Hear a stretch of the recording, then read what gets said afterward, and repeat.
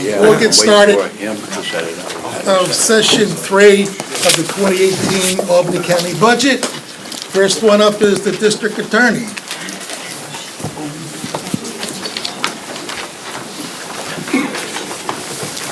Sir, how are you? Good evening. Thank you for coming. Things have changed a little bit since I was last here. You're looking healthier. Thank you so much, and I feeling a little strange with the camera behind the back of my head.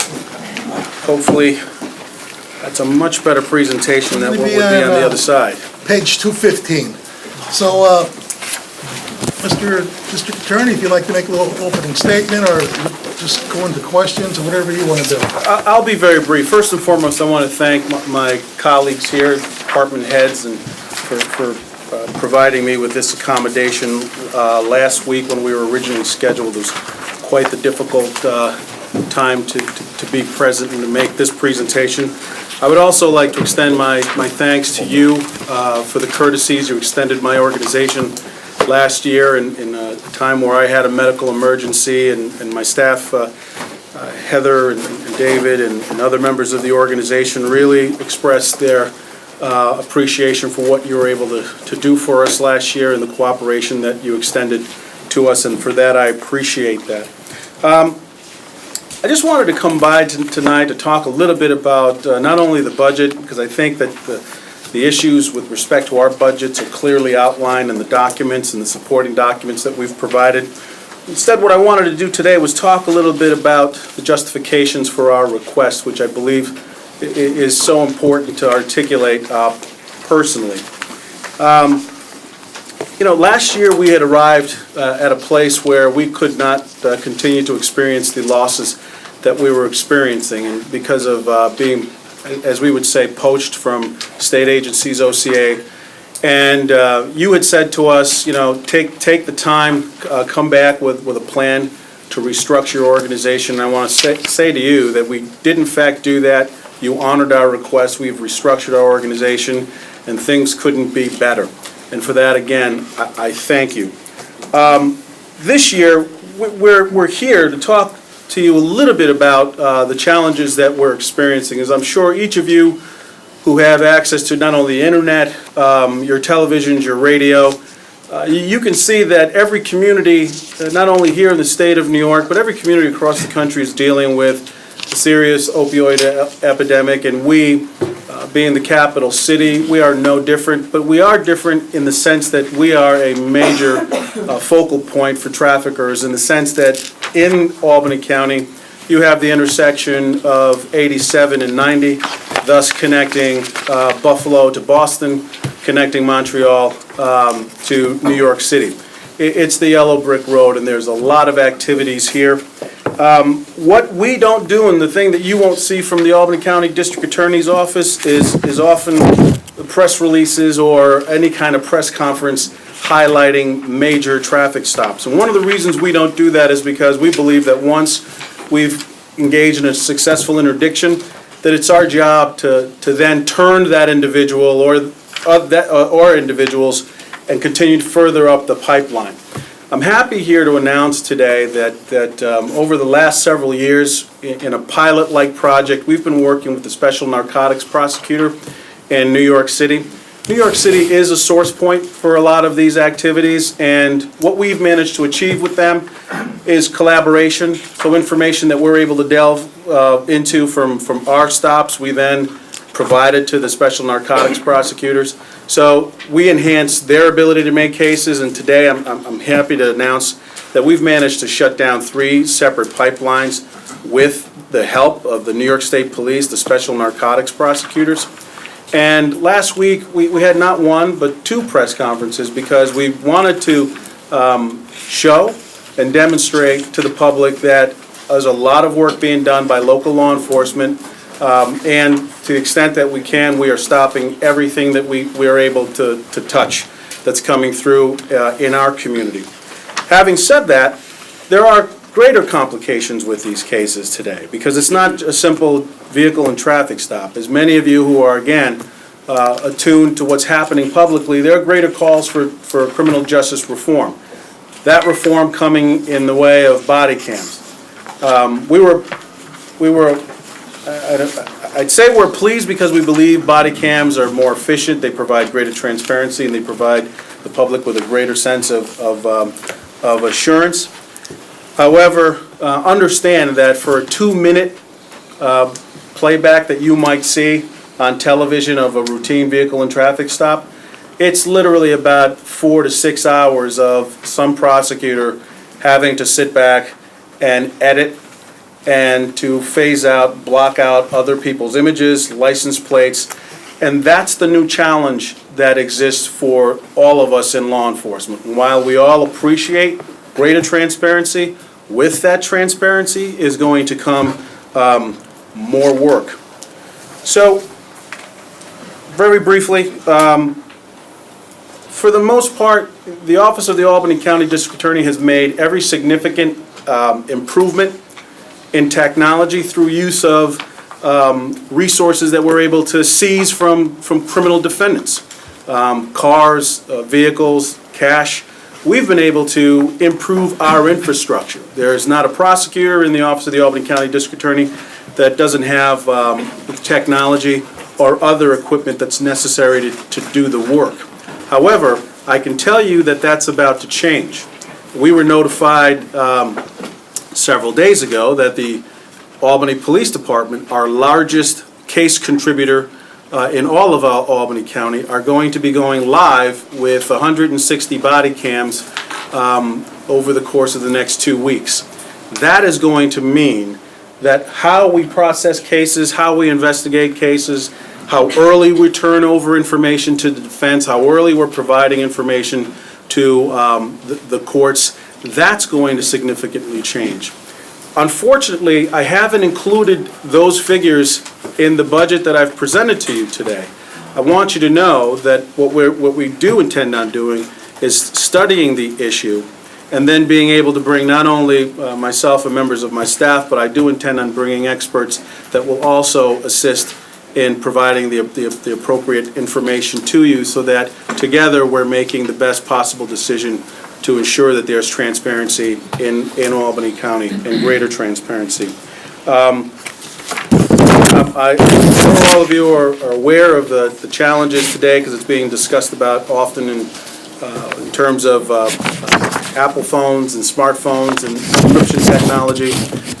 Those technologies are providing great challenges to members of law enforcement, and I'll give you an example of a case that I'm sure we're all familiar with here, the homicides in Guilderland, where it took this office 3 months to have phones sent to Apple so that the technicians at Apple can open the phones and then provide us with information resulting from the phones. 3 months is an extremely long period of time, but because of encryption technology, that's the place that we're at right now. So one phone, $3,000.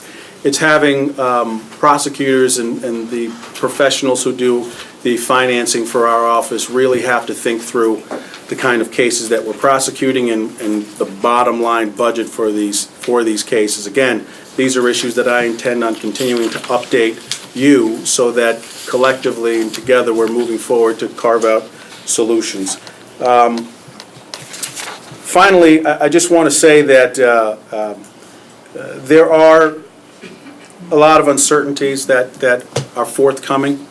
As you know, raise the age will be the law of the state of New York, and effectively this coming October, we're going to be creating a process that will have cases taken out of the adult criminal system and into the juvenile system.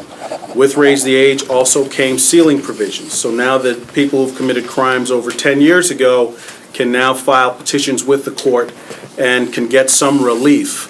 All of these things, while great and progressive, in addition to transparency, are going to take more manpower. And I can talk about the best phones in the world, I can talk about the greatest technologies and cameras in the world, but the best thing that we have going in Albany County are the people who work for us. And I'm looking forward to talking to you and to seek your assistance again in helping us to retain that talent as we move forward into this brave new world.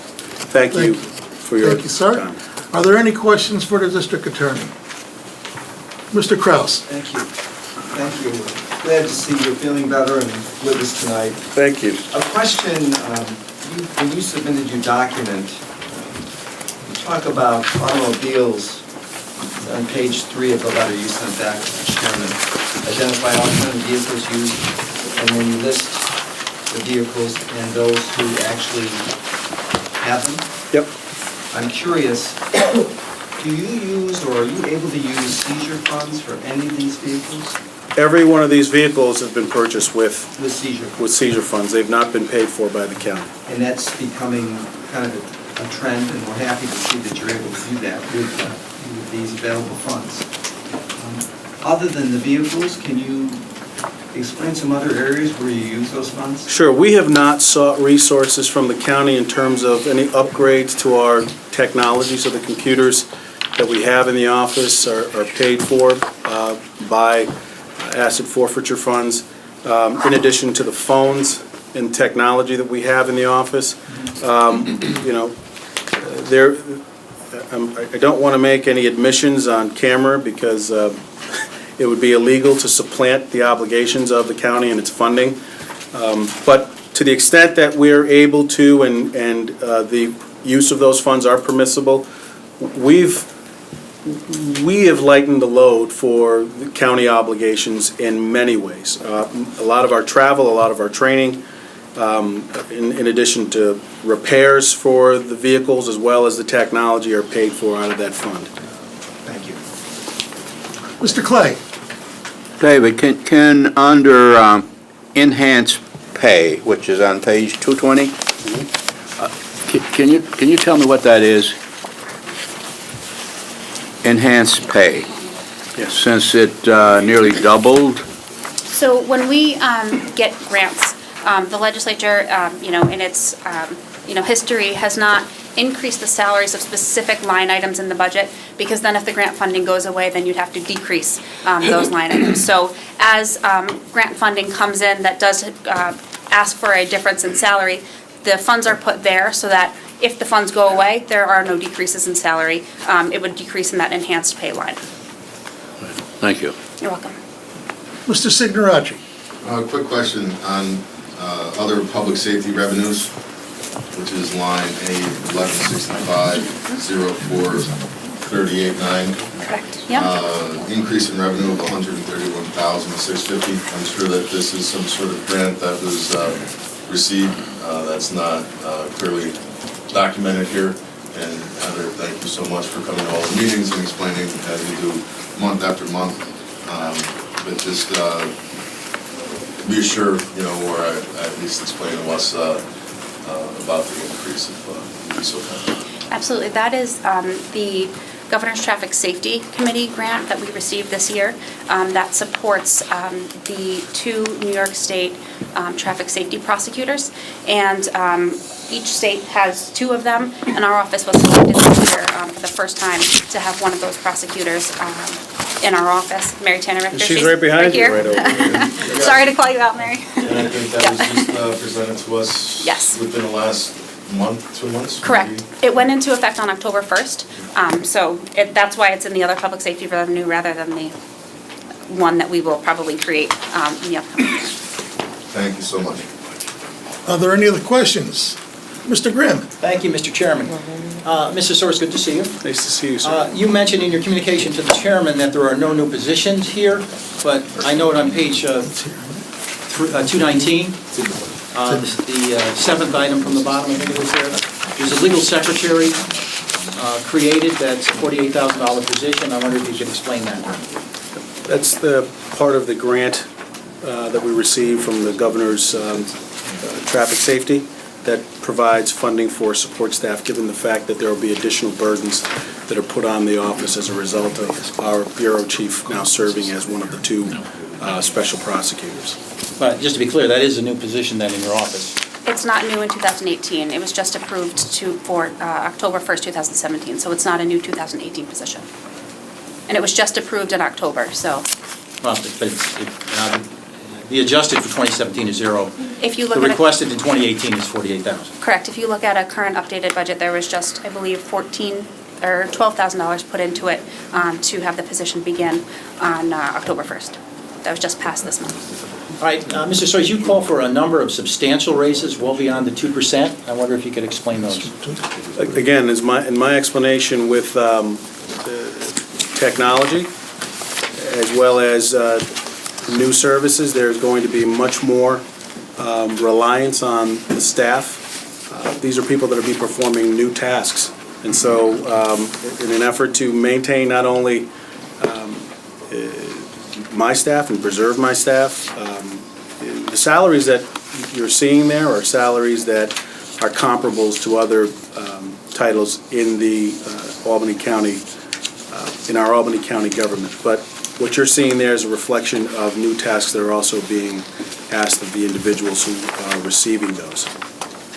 I think what we're talking about, so people are clear.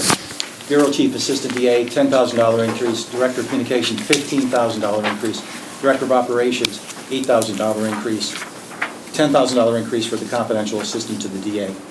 In many cases, the county executive has knocked these salaries back down, just to be clear about this.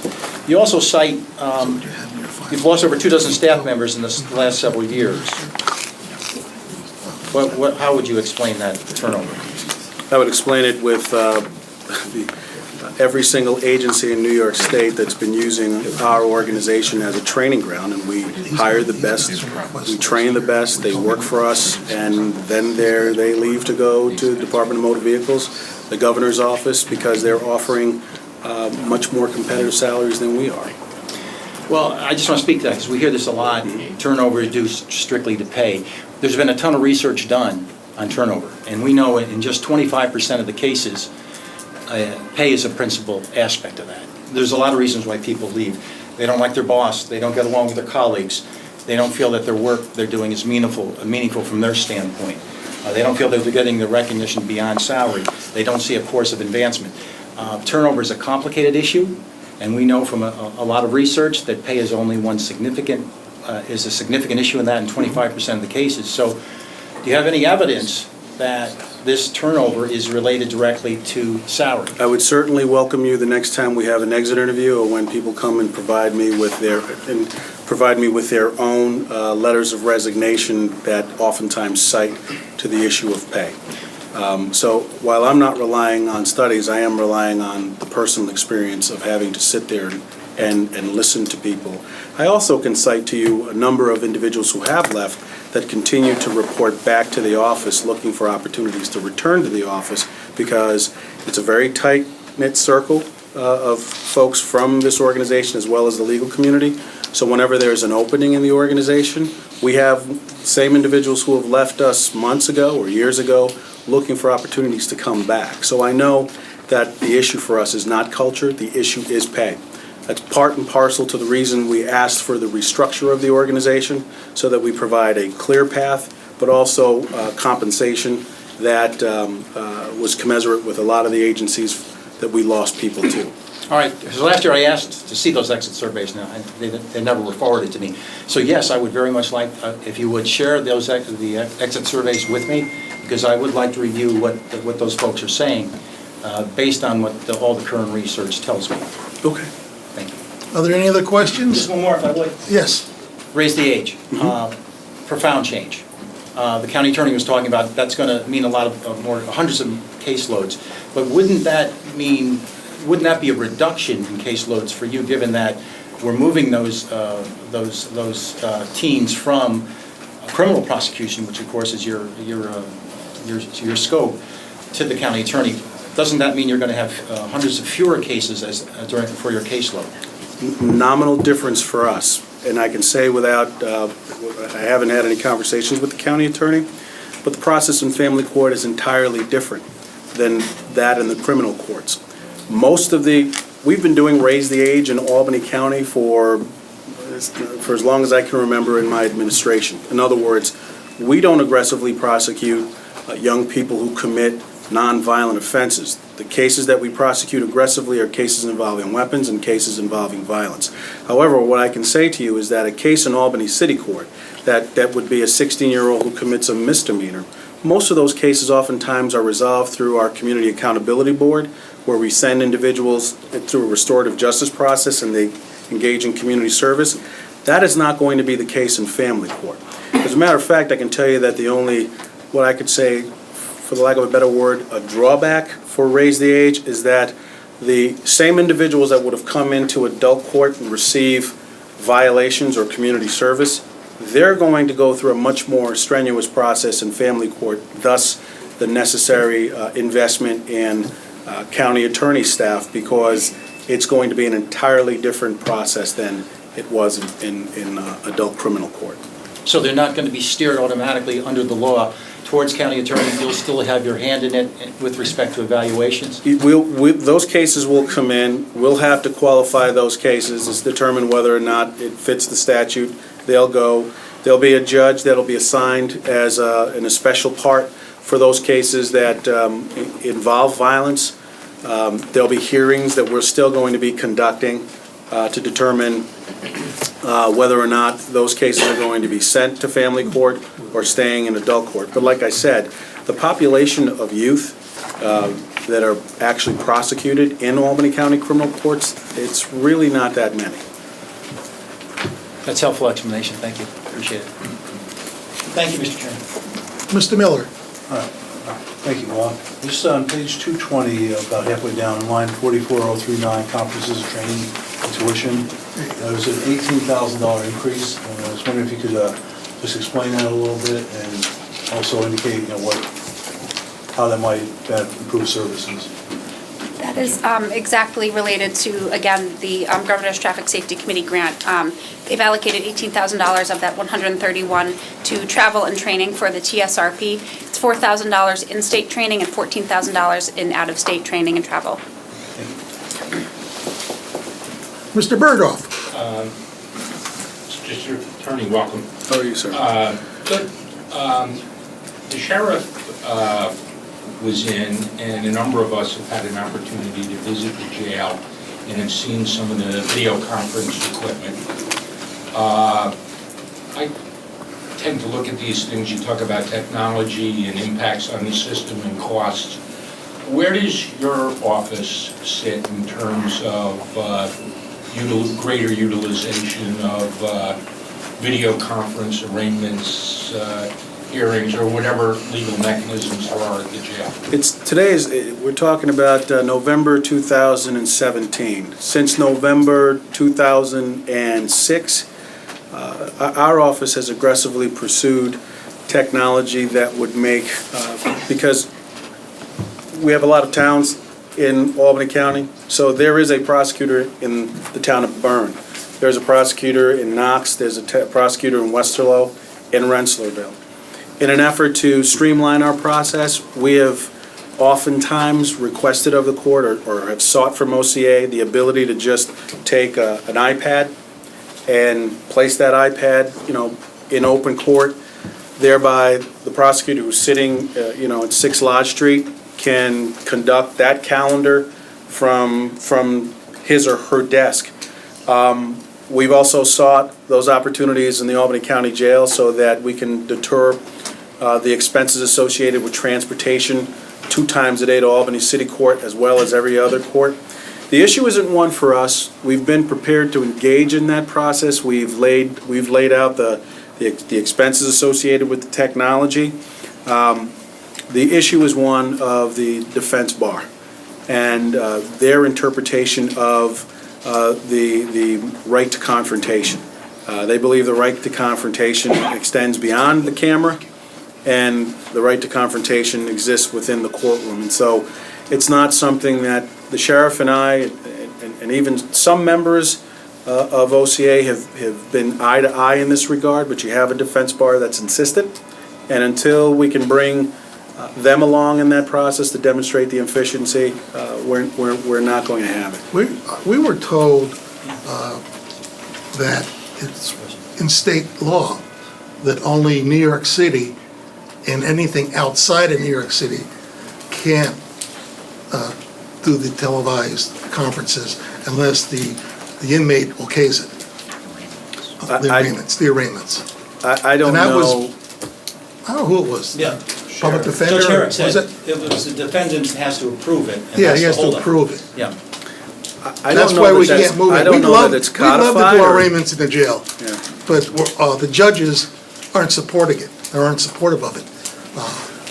Well, if you, I mean, this was again another You're the idea that was expert. I'm tossed like- out. This was another idea that was tossed out some time ago where, you know, even in the jail, you could have a courtroom in the jail that would enhance not only the conferencing that goes on between defense attorneys and clients, it would expedite the prosecution and the process. And so there's so many benefits to, you know, moving in that direction. And I'm telling you that one of the reasons I think this is something that has to be pursued and probably it should be discussed in greater detail is because there are going to be additional costs associated with body cams. That's coming. That's on the horizon. And so we have to figure out how to eliminate and create greater efficiencies in the system so that we're not talking about a tremendous amount of investment when those other expenses surface.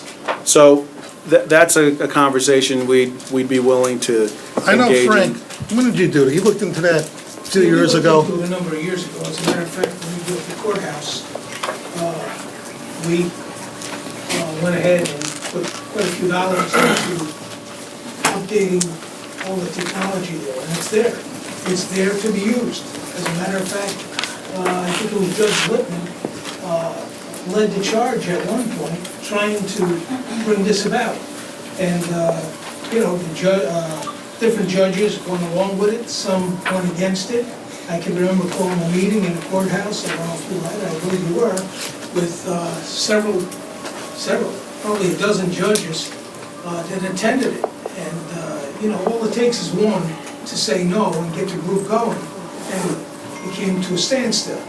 But our courthouse was provided funds to advance the technology and move forward with this type of technology. I'd have to speak with Judge Herrick, but I know that what he may be speaking about is the courts, the Court of Appeals, indicating that there must be counsel present at every meaningful stage of a prosecution.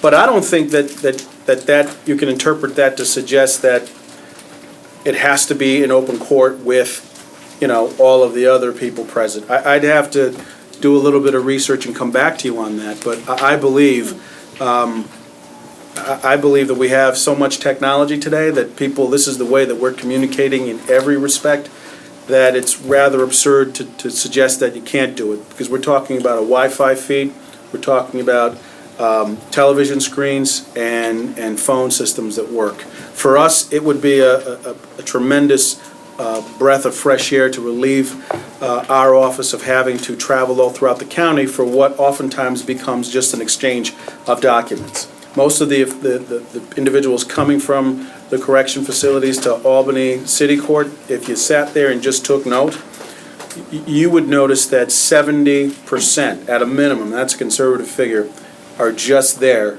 to exchange documents. It's the defense attorney serving the people with demands, or it's the people serving the defense attorneys with replies.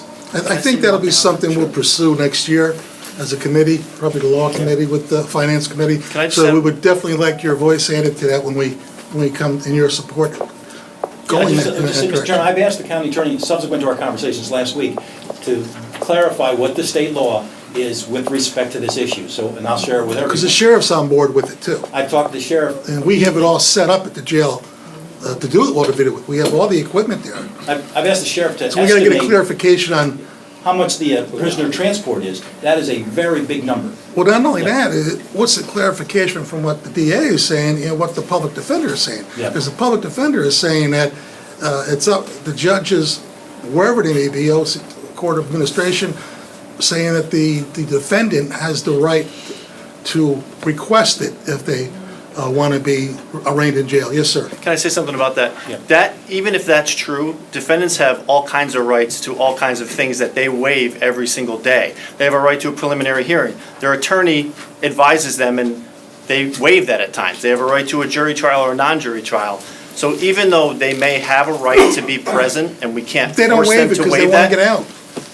Well, and that could be, but we see defendants waive things all the time that they have a right to. So it really is a matter of the defense bar getting on board with it and getting their clients to waive certain things that they do every day. We'll pursue that this year. Yeah, 'cause I just want to say, Mr. Chairman, in the last week, we've heard the sheriff, the public defender, and the DA all support this. And we know that this is, prison transport, this is hundreds of thousands of dollars a year, not to mention the safety issue that, every time we transport a prisoner, that's a safety issue to the officers and to the public. We've got to make this happen, and, that's why I think we need to find exactly what the story is. Are there any other questions for the DA? Thank you, sir. Can I just Yes. say one thing in closing? I just want to bring this to your attention because it is the newest front where I think there needs to be greater collaboration amongst us. Several weeks ago, you might have noticed that the Office of the District Attorney's Office, in partnership with Colony Police and New York State Tax, took down an organization called the Exchange Cash and Trade. It's a notorious pawn shop that existed just right over the Albany city border. What's happening right now, as I'm sure all of you know, there's that increased fentanyl consumption, there's increased burglaries in homes and thefts in stores. This organization was notorious, it is alleged, and I have to use that language, because they were actually exploiting the addiction by having people that were coming in with stolen goods that they knew were stolen, by having them go out and directing them where to go to obtain materials that had the highest value both on the street and on the internet. It's alleged that these individuals were bringing back materials that were then transacted over eBay to the tune of several $1 million. And so I know that this organization, this body had engaged in legislation in the past governing pawn shops. I'm going to be reintroducing that in January. I look forward to, and I have. I'm tweaking it as we speak, and I talked to Legislator Cunningham and Legislator O'Brien, who are all in his district, who represents the gun store that was shot. I'm tweaking it now so that's local law C, so that it'll be a little more tolerable to the ACLU. Because we passed it last time around, legislature passed it, county executive vetoed it. We couldn't get an override because the ACLU was going to sue us for one part of that law. So I'll be tweaking it now, working with council to read it. No sense doing it now because everything ends in January. New session starts in January. I'll be reintroducing it in January. Thank you. And we'll be looking for your support for that. Absolutely. Thank you. Thank you very much.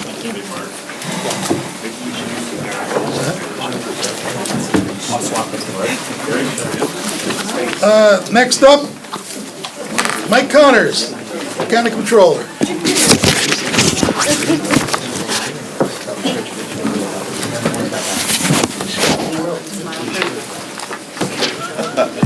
Page 199. The peanut gallery is saying smile pretty. Don't be alarmed, this is, it's a skin cancer treatment, it's not communicable, so don't worry, hopefully it will work. We actually have submitted our paperwork on the budget and answered your questions. There are two issues I think that we'd like to discuss and hope that we get some input on. The first has to do with the pay equity issue.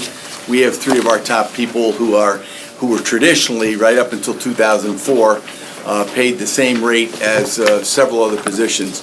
Just looking quickly through our document, there are over 18 other high-level positions who are at that salary level or significantly higher. And we're asking for equity for those three positions. And we used one of the salary levels in the Department of Management and Budget for that salary target. The other request was for two additional auditor positions. We've had a significant increase in number of claims come up. We're going to exceed over 60,000 claims. There are some changes that are occurring at social services with more clients requiring a T53 account. That's someone who is unable to handle their monies, so all of their weekly and monthly bills are being handled by DSS, and it's bringing us a large increase in claims, as is the case with children, youth, and family. So those are the two major issues that we request that you would consider increasing in this budget. And we'll be presenting some savings to you on an advance refunding that will well exceed the cost of those positions. We also believe that the audit positions by themselves should help us on claims that we're able to turn back or correct or eliminate. So I'll take questions, Mr. Chairman. Thank you. Are there any questions for Mike? Mr. Bergdorf? Mike, you talked about advanced refundings. I assume you do an annual analysis of Right. our outstanding debt and arbitrage rules and the Right. like. That's correct. So what maturities, not specifically, but what do you see in terms of the current economic situation, where we are with historical interest rates Right. and potential savings over the Yeah. next year?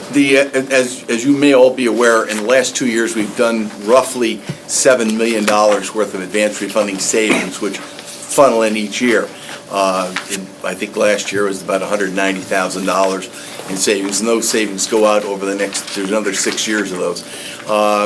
Because we have right now outstanding about $135 million of bans, we'll probably be looking to bond an awful lot of that coming up in May. We're going to be in a raising interest rate environment. I think that it might be a chance for us to unwind the ban position and start to go longer for some of that, looking to lock in some of those rates. In maturities, you're probably talking about 10s, 11s, and 12s would be the vast majority of that. You use, There's also, to answer your question, there's also about $260 million outstanding, so. that was really my question. Do you use a financial advisor? Yes, we do. And do competitive bids, or? Yeah, do you, for the we most bid, part- we bid just about all of our debt. I think we've done 2 negotiated deals in 23 years, one at the airport, actually both were at the airport. And we've been able to, in one of those deals, we actually were able to do an advance auction and sold over $6 million of that debt instantly, literally in 30 minutes locally. So all of our debt is bid. The coverage ratios, our debt is highly sought after. Not to get too technical, but if we'll offer up, for the sake of argument, $100 million of debt, we'll have over $600 million of bids. And the bidding spreads are very tight, and we go with the lowest bidder on all those cases. Mr. Kraus? Thank you, Mr. Chairman. Mike, you raised a good point, because I think everyone in this room knows that interest rates are going to go up in 2018. So anything that you can do in advance of anticipated rates, and I know you don't have a crystal ball, so you don't know for sure, but it is something that we do need to look at. We actually did look at doing something in late November, about 2 or 3 weeks ago. We went through the exercise with the FA, and the difficulty, if we did it more than 90 days in advance of the expiration date of the bans, that would be considered an advance refunding if we were to do that debt early. So for all of that debt, we wouldn't be able to do any refundings on any of that debt in future years. So we delayed it. The earliest we could possibly move would be the 28th of February, which, you know, if things are going the way they're going, we probably will go out that early. Thank you, Mr. Chairman. Ms. Cunningham? I I'm noticed sorry. the 70,000 for the outside audit firm. Is Right. there a requirement for the county to rotate audit firms after a number of years, or is that a best practice? Well, actually, there's not a requirement, but we do bid it every 3 years. And we have bid it, they've been there, I think, probably 7 or 8 years. They're a local firm, and the bid process, I think, was just a year ago or so. But you're not required to switch firms No, after? no, you're not. Actually, not to plug a former legislator, but the former legislator had us put all of our professional services out for bid. And most, under the GML, you don't have to bid those professional services. We do, though, in Albany County for everything. Mr. Grimm? Thank you, Mr. Chairman. Mr. Connors, you're proposing nearly $20,000 pay raises for 3 of your assistants? Yes, sir. And under the term pay equity? That's correct. And then you list a number of folks that you find are comparable. One of those is the deputy county executive, and I wonder, do you really feel the deputy county executive is a comparable position for 3 assistants in your department? I do, and I think that it's actually $15,000 higher than what I estimated. Well, as you know, the county executive knocked all 3 of those positions back. I was shocked. 2% raises for those 3. Your list is somewhat selective. For example, I have a list, there are a number of our commissioners that make under $100,000 a year. And you're asking for $116,000 for 3 of your assistants, and I wonder how you felt that was a pay, how you could explain that under pay equity. Well, again, I only really, as a separately elected official, I can really only deal with my own department. So other department heads or commissioner levels, I would agree with you, I think are underpaid. Well, you have, but you've provided us a list with other positions that are not in your department. Comparable positions. Well, That's correct. Comparable in your view, they're comparable in your view. I think that's accurate. Well, I'm just saying, what about the notion of taxpayer equity? Oh, I certainly agree with that. And I think it's been pretty obvious that we've done as much as we can do at every effort to save taxpayers' money. It hasn't always been something that people have agreed with, but we've done that. Are these 3 positions, did they take tests to get these? When is civil service 2 are appointed? 2 are appointed positions. That's correct. Thank you, Mr. Chairman. Thank you, Mr. Green. Any other questions? Thank you, Mr. Connors. Thank you, Chairman. Thank you, legislators. Next one up will be the Board of Elections. Matt, you ready? Page 203.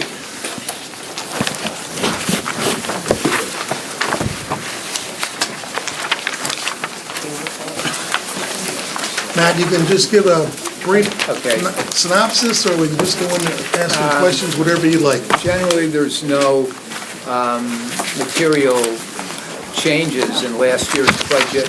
There's 2 exceptions, and one that we're requesting. I don't think you have information on that yet.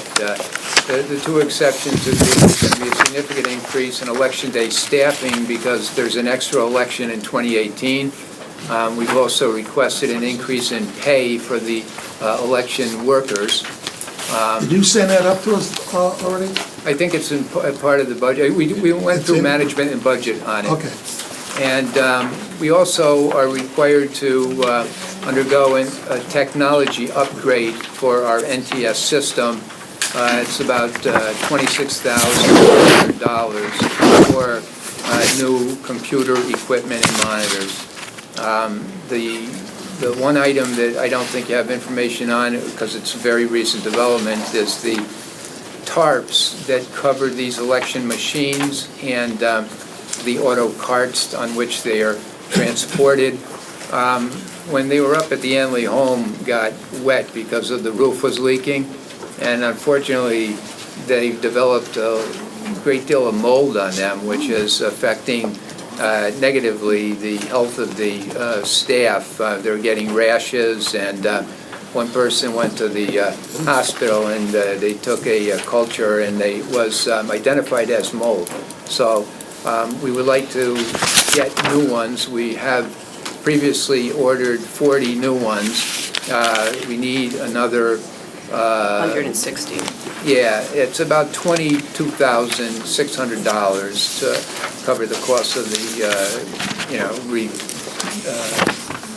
replacing these tarps with non-toxic materials. Did you send that request over? No, I don't think that we have sent the request over with yet. This is a recent development, but we will get it over to you. Can you get it? Yeah, The employees are using gloves. They're taking steps to prevent exposure. They're wearing gloves and they're wearing face masks. So we have gotten to that point where it's kind of serious. Mr. Yeah, is anything Mr. been... Bullock. Thank you, Gary. Has anything been done about the manufacturer of these, have you complained to the manufacturer about this? Well, it's not a manufacturer issue, it was the fact that they were inundated, the roof just didn't get fixed for a long time, and they were exposed to water over a protracted period of time.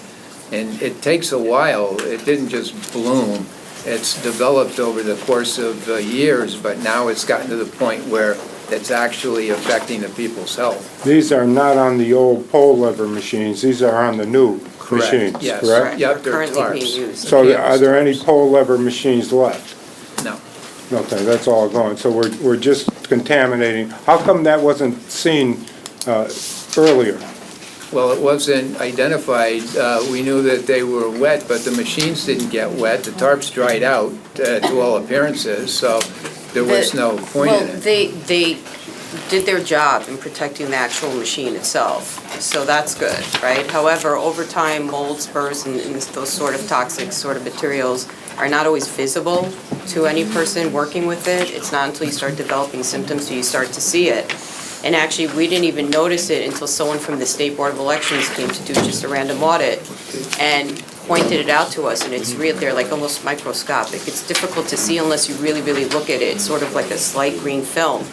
And so that's when we started to notice it, and we started to see physical reactions to the material. Also, you should understand that to some extent there's a high moisture level in our office because we're sort of like, not exactly at the basement, but we're sub-level. And so I think generally speaking, we have higher moisture levels there to the extent that we have dehumidifiers because we don't want it to affect the printing of the ballot.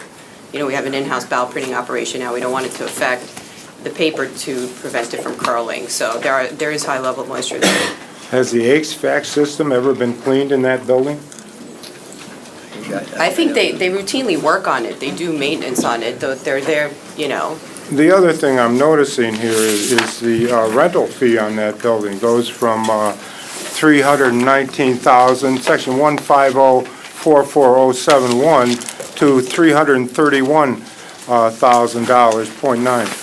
What is the reason for the increase, and can't we get a better deal on something like that? I mean, I think it's absurd that we have our elections office in a private building. We should be back in a public building. I've always said that, and, you know, where we don't have this expense. Well, that was a lease that was negotiated. I know it's a lease. It was, we negotiated it, and then I think the county executives, maybe the attorney stepped in and renegotiated it to some level. It is, the rent is in line when we did the research, market research, it is in line with other buildings that provide that level of space. We have been through this discussion before, and I think there are issues, there are logistical issues that we face as an office, which is that, number one, we have to be on level with street level because we do transport 200 machines to and from our office, our facility to polling places. They have to be on ground level. And we do have lift gates on delivery trucks, but the delivery trucks themselves, when they park, have to be on level with ground in order to be able to load the machines and then lift them on the lift gate into the trucks itself. In addition to that, as you all are aware, we are centrally located within the county. Not only are we centrally located, but we are on a main artery, Central Avenue, which is accessible to a lot of people. And in addition to that, we have CDTA providing bus service on that main line for individuals who cannot drive or need other means of transport. So there are logistical issues concerning our particular operation. I understand what you're saying, but there are issues with it. And in addition to that, we also store our machines in our in-house ballot printing operation on site. So there are issues regarding ballot security, election integrity that we have to be able to maintain. So our office is equipped with cameras and swiping security systems that log people into the facility. And there are other measures that we have to take that we may not be able to necessarily take in using a different building. You're centrally located, but no one knows where you are, quite frankly. It's a place in a building in the basement, and, I find it kind of incredible we're spending $331,000. What is the reason for the increase? That's an escalation clause in the lease that was negotiated, and actually, the county legislature approved the lease. Yeah, Was I it know. in line with the rate of inflation? Yeah, or something? It's in line with the rate of Yeah. inflation, I you're think so. saying? It was in line, it's in line with comparable buildings. It was 5 years at the time, and we are, 5 years, I think we're like 3 years into it. We are welcome, we do welcome any suggestions for other locations, but we do ask that you understand the logistics and the difficulties that we face in terms of our operational needs. It's Ms. also, Willingham? Yes. Back to the machines. How old are the machines now, and what's the expected, lifespan? Good question. they were acquired in 2008. We did a pilot program in 2009, and we did a full rollout in 2010. So they've been in full use for 7 years. That's a good question, because as some of you may know, we do have problems with the machines sometimes operating to the extent that we want it to operate. Now, we go through extensive testing as required by statute at the board. It's all documented. We share that information with the State Board of Elections as required, because we undergo audits and everything else. Unfortunately, the wear and tear on the machines are really starting to show, and we're starting to feel it. We have issues with jamming of the machines at polling places. It leaves our facility tested, it works fine. You go to the polling place and, user error, whatever it is, tends to jam the machines. I think looking down the road, we just had this discussion with the State Board of Elections, and I expressed concern because the ballot marking devices themselves, which are the machines that are used for people with disabilities who choose to use them, anyone can actually use it, but people prefer obviously the DS200 because it's an easier scanning system. So the ballot marking devices actually have a very high rate of failure. They have since day one. And as many of you know, because you've been through this with us, the problem with it is that there's a monopoly on the market, and there are very few vendors that we can actually choose from to purchase machines, or that they even give us a choice to use. And they go through an extensive certification process through the State Board of Elections, which is extremely expensive. And it's from my understanding, as we were informed yesterday from the State Board, it actually became a highly political issue. So you had vendors who subsequently pulled out of the process, and people were left with essentially two different systems to choose from. From what it seems to me, our system is actually relatively better than the other systems that the other counties use. The system we use is a system that the larger counties in the state use. So you have Erie County using our system, Schenectady, New York City uses our system, we use it. So we are in line with what other people are using. But we are probably going to be asking, much to your chagrin, close to like $3 to $4 million in the next few years in order to start replacing the machines.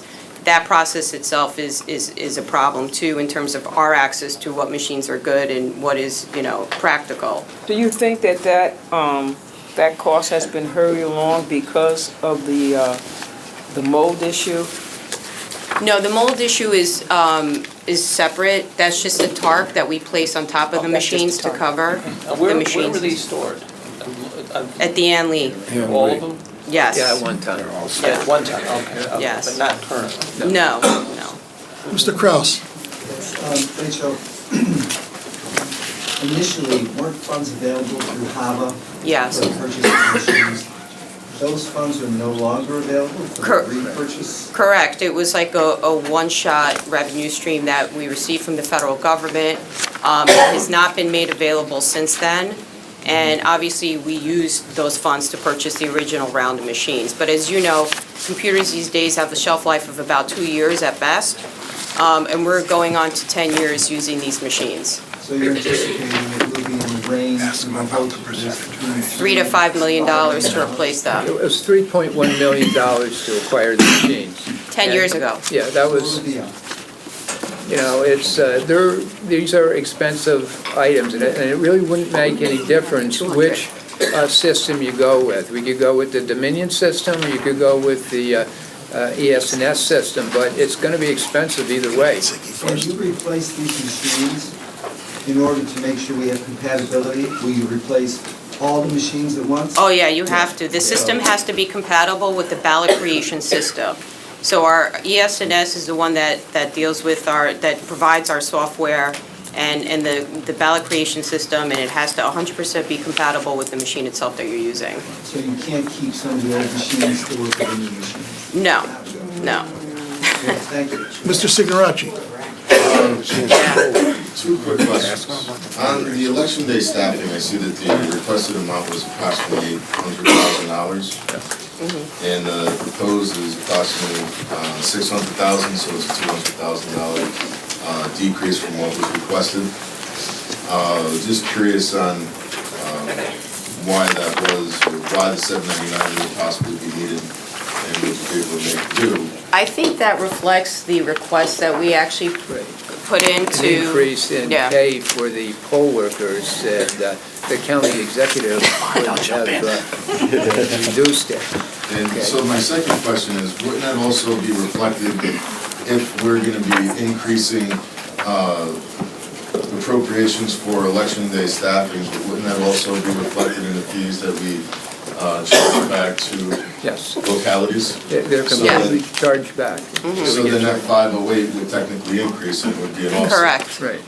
And then my second question is, out of the 508 that we back charge to the cities, towns, and villages, is there any city, town, or village that does not pay the election charge back?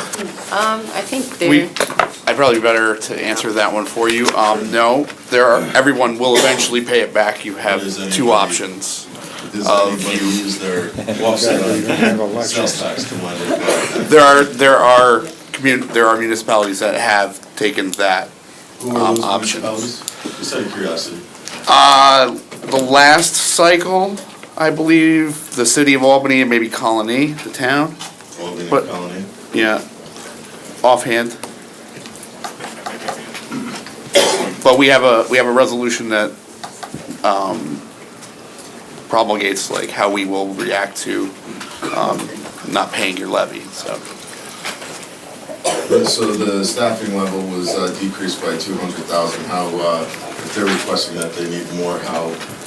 So the original 423 was what was 2017's request. 800,000 roughly was the requested this year for both options. Both the increase in staffing needed and also an increase in rate. We also have an additional election that's in 2018 that we didn't have in 2017. Right. So, It's roughly a 30% increase right now. If you have your primary and you added up the schedule, and we took rates of comparable counties around, and to increase to something comparable of that magnitude, that's a number that we came up with. But then if there's a 30% increase, then I guess the question goes that the election fees is then the adjusted is 508, then how come that wasn't increased by 30,000 or 30%? I'll get back to you on that one. I'll get to give you a definite answer on that. That's the, thank you. Didn't want to Mr. adjust Mayor. the revenues out without, Go back to this additional election, you're talking about the federal primary, I assume? Correct. In 2016, we had two primaries, the presidential and the federal, and we're still spending more than what we spent in 2016. Can you explain what?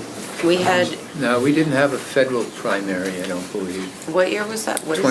2016? Yeah. Had presidential. No, we had a presidential. Congressional. We don't think we had a congressional No primary. challenge? Yeah, we didn't, we had to budget for one, but we didn't end up having a You congressional budgeted for primary. it. Right. You're right. Right. Yeah, obviously you don't know until the candidates file their petitions whether you're gonna have a primary. Well, I mean, I guess, I still have the question, I mean, we did have one more primary, so we did have a presidential primary, so we're kind of comparable, even if we didn't have a federal primary, then we still have some substantial increases over the 2016 expenditures. I'd have to look at it without regard to any increase in the pay scale. Okay, so it's mostly because of pay scale? I would think so, How much yes. are you increasing? Well, we saw it 250, 150, but apparently that was not, that was not acceptable to the county executive. But what's the rate now, and what's the rate for 2018? The rate now is $200 for the general and $100 for the primary, and we pay a $25 stipend for training. So. And what's your proposal for Primary is 9 hours, and they get. This is Half, actually, yeah. let's wait until you called out. Primaries are shorter than the. They are, the primaries are noon to 9 PM and the general is 6 AM to 9 So PM. what's the 2018 though? What are you proposing? From 200 to what? I think It's at 250, for the yeah. general and 150 for the primary. So not even, from, I guess, the whole minimum wage thing comes in because of. Well, that was the argument I made to Bat when we were discussing it. I said we should bring it in line with minimum wage, with hourly wages in other And that was positions. declined by who? Bring it in line with that. Who declined minimum wage? It's not a decline in minimum wage at that rate. That's $25 an hour at the general. How many hours do they work at the polls? Well, the 16 at the. Is it 16? 16. And the general? It's full? Noon to 9 in the primary, isn't it? Yeah, noon to 9 PM, yeah. Well, the rates are set by the municipalities, aren't they? No. Set by the county. It's not Or by just the set by the county. county? Yeah, the municipalities we do pay that. the rates. We but gotta pay, set it. yeah. The part of the argument that we made, just not only from an economic position, but also because we're trying to qualified people. get qualified people who would Anybody. commit to doing it. As you know, it's difficult because these are temporary employees. You don't have a vetting system that you would have with someone who you would hire full-time. Also, you have to get people who are willing to engage this level of civic duty, commit to these long hours. A lot of times, people who are available are retirees. A lot of them are older. It's difficult for them. So on the spur of the moment, a day before an election, they'll call you and say, I can't show up, I have surgery, or whatever it is. So we're just kind of trying to give more of an incentive to people to commit to the cause. Ms. Cunningham? So I have a comment and then a question. My comment is that, given some of the news that we've seen in the Times-Union, that has been quite, casting quite a shadow of questions about integrity about the Albany County Board of Elections. A number of constituents have emailed me with concerns. And many of us in this room actually were party to a letter that we asked for further inquiry from appropriate enforcement entities. I don't see any line item for legal in the budget. How do we handle, you've had quite a bit of litigation. How do you handle that? Is that something the county attorney supports? Is that something you hire outside and it's some Well, line item? generally speaking, Matt and I, if we're not directly accused of anything and we're just, we're named in the lawsuit because we're sort of just the entity that handles or administers the election, then oftentimes our answer will be we defer to the court on the matter. In other words, we just leave it in the judge's hands to make a decision because they're not decisions that we can necessarily make. If there's a court case where one of us is named personally in an allegation or whatever it is, then I would hire outside counsel, whereas Matt would just represent himself pro se. So generally speaking, we don't need to hire counsel. The majority of the cases we don't. And we just submit an answer to the court. The judge just deals with the case itself separately. But when we do hire our outside counsel, I think it goes through counsel's office. That's my understanding. So this year, it's my understanding there is some outside counsel costs that will be incurred? Correct, there was. In the last case that we had in regard to a Independence Party primary in the town of Colony. That's correct. And my first comment is not connected to the budget, but I would hope that we are taking that seriously as a county. And I would hope that our Board of Election Commissioners would be coming back to the legislature with some recommendations about how we can do some things differently to perhaps restore some integrity or at least the public's perception of integrity. I think it's really important. What specifically are you referring to? I'm referring to the Colony issue, but also the recent issues related to absentee ballots with the city council race. Yeah, what specifically? I just stated what specifically. Yeah, but what are you talking about? What's the, I'm talking about the allegations of mishandling at best of absentee what was ballots. mishandled? Look, I don't think we should Ned, litigate this. let's not get Give an specific. absentee There was- ballot to people We who are are on not tape, there absent. might That's be what was mishandled. future, well, you're a lawyer, lawsuits pending, and so why don't we just keep it to the budget? Sorry, And, what happened? To be I clear, agree. I do have a follow-up question. It relates to the vehicles. yeah, Are the vehicles driven only for Board of Elections responsibilities? I'm sorry, say that So again? there's a lot of vehicles that staff utilize. I assume that's only when they're driving to polling sites and whatever? Nobody has private use of the vehicle. Thank you. Yeah. Ms. Willingham, Yes. For a few years now, I have asked the question in regards to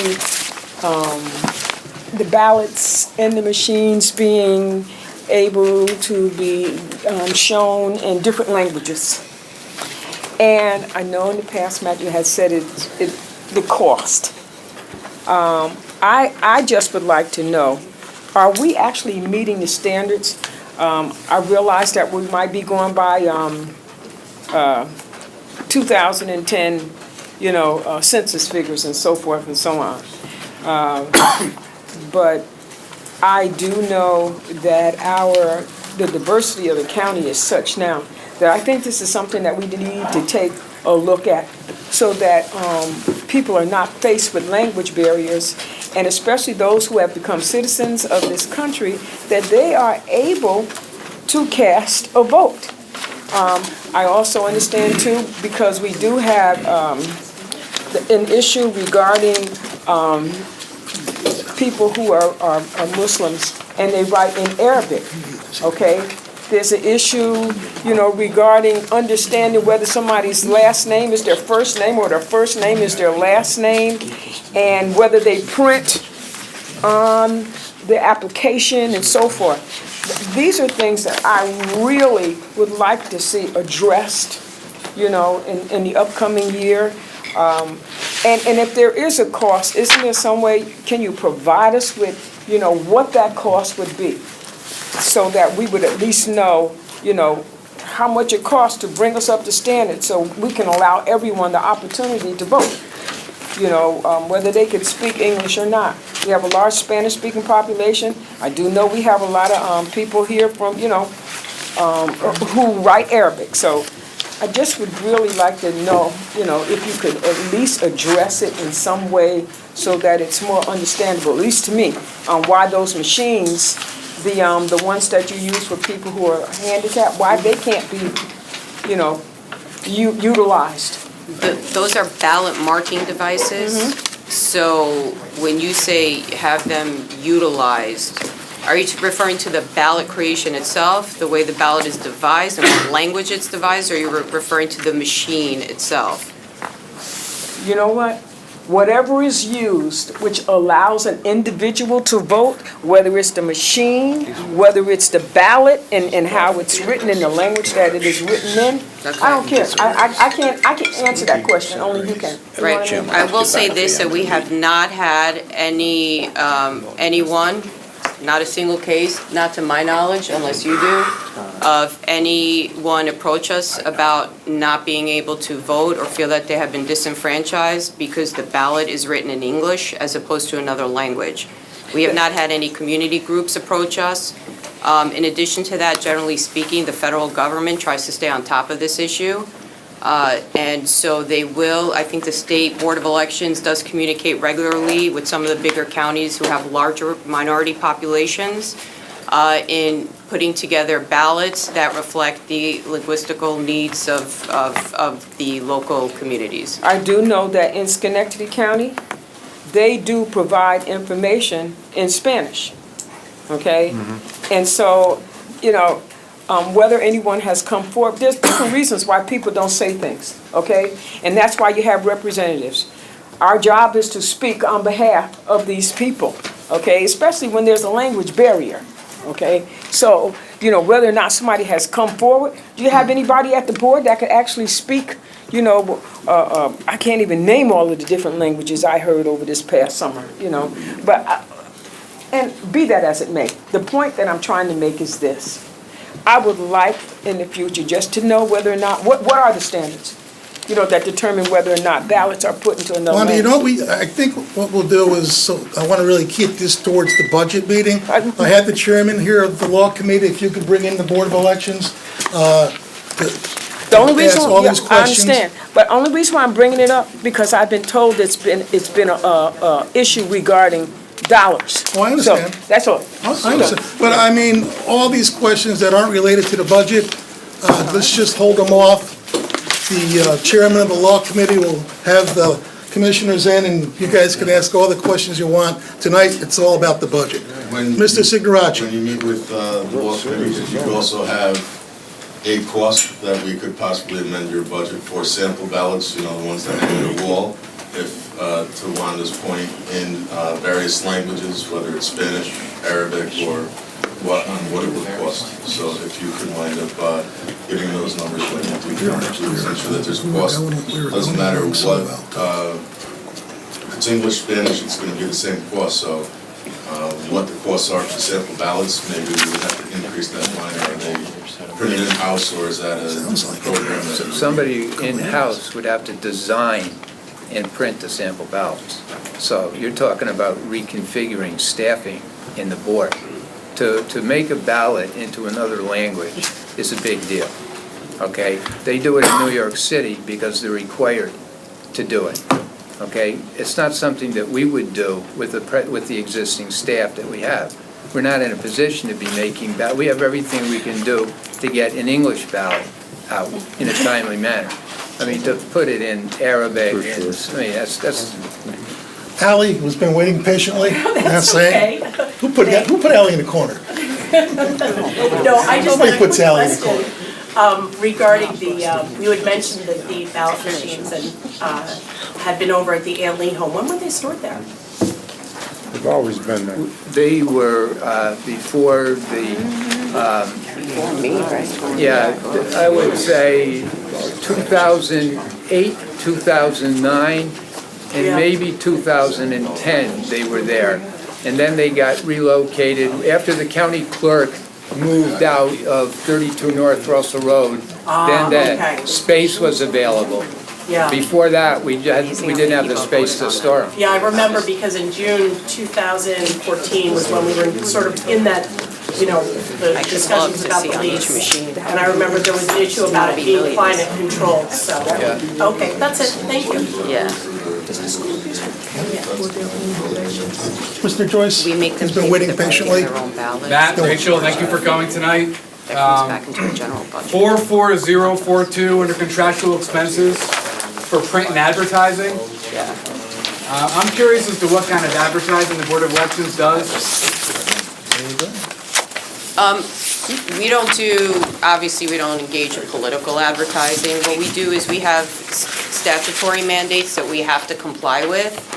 And we are required to put notices a lot of times in local papers regarding elections and candidates' names and all that stuff. Is part of that, is that the contractual expense, is that done in-house or is it done outside? Well, contractual expenses is in regard to, you're referring to our NTS system, which is our database, our voter registration database system.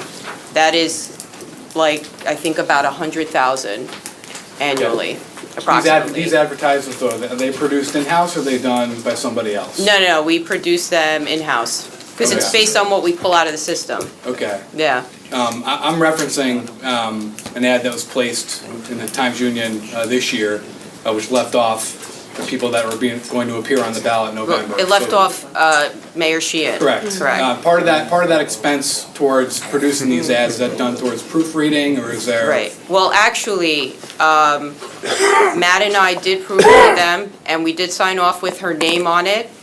Unfortunately, when a staffer went to email the document to the TU, he was cutting and pasting something because there are columns. If you'll notice, there are different columns in it. And unfortunately, she was the very top entry. If you'll notice, that was the one that was missing.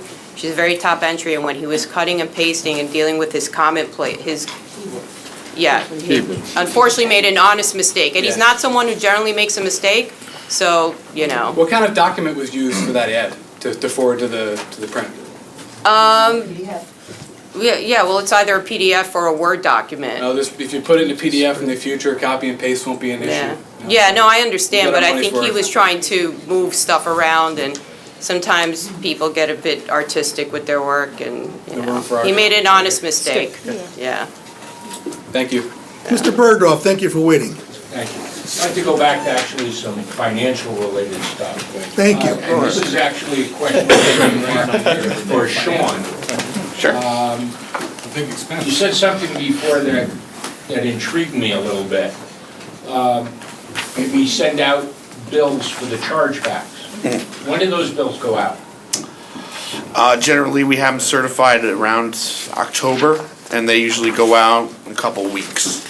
But it's for the previous. 20, yes, for the previous year. year's collection, so we're back for Now, that. obviously, it seems like based on your response, Yeah, for sure. you got 13 cities and towns in the county, 11 of them paid that invoice, Yeah. and 2 of them, This last year, we're going back.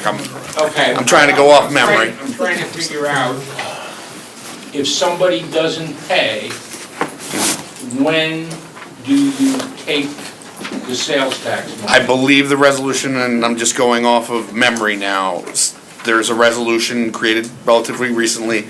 If they are not settled up by the end of January, it comes out of the next quarter sales tax, So, roughly.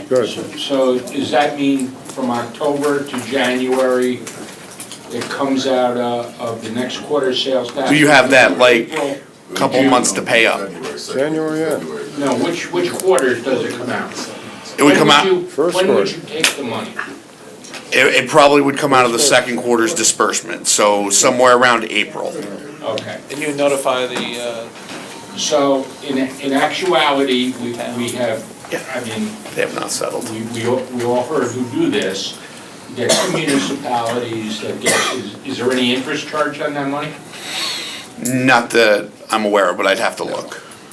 So you've got the 2. I don't have the 2 resolution right in front of me. We follow what It's a we're no- governed by. It's a no interest, it's the county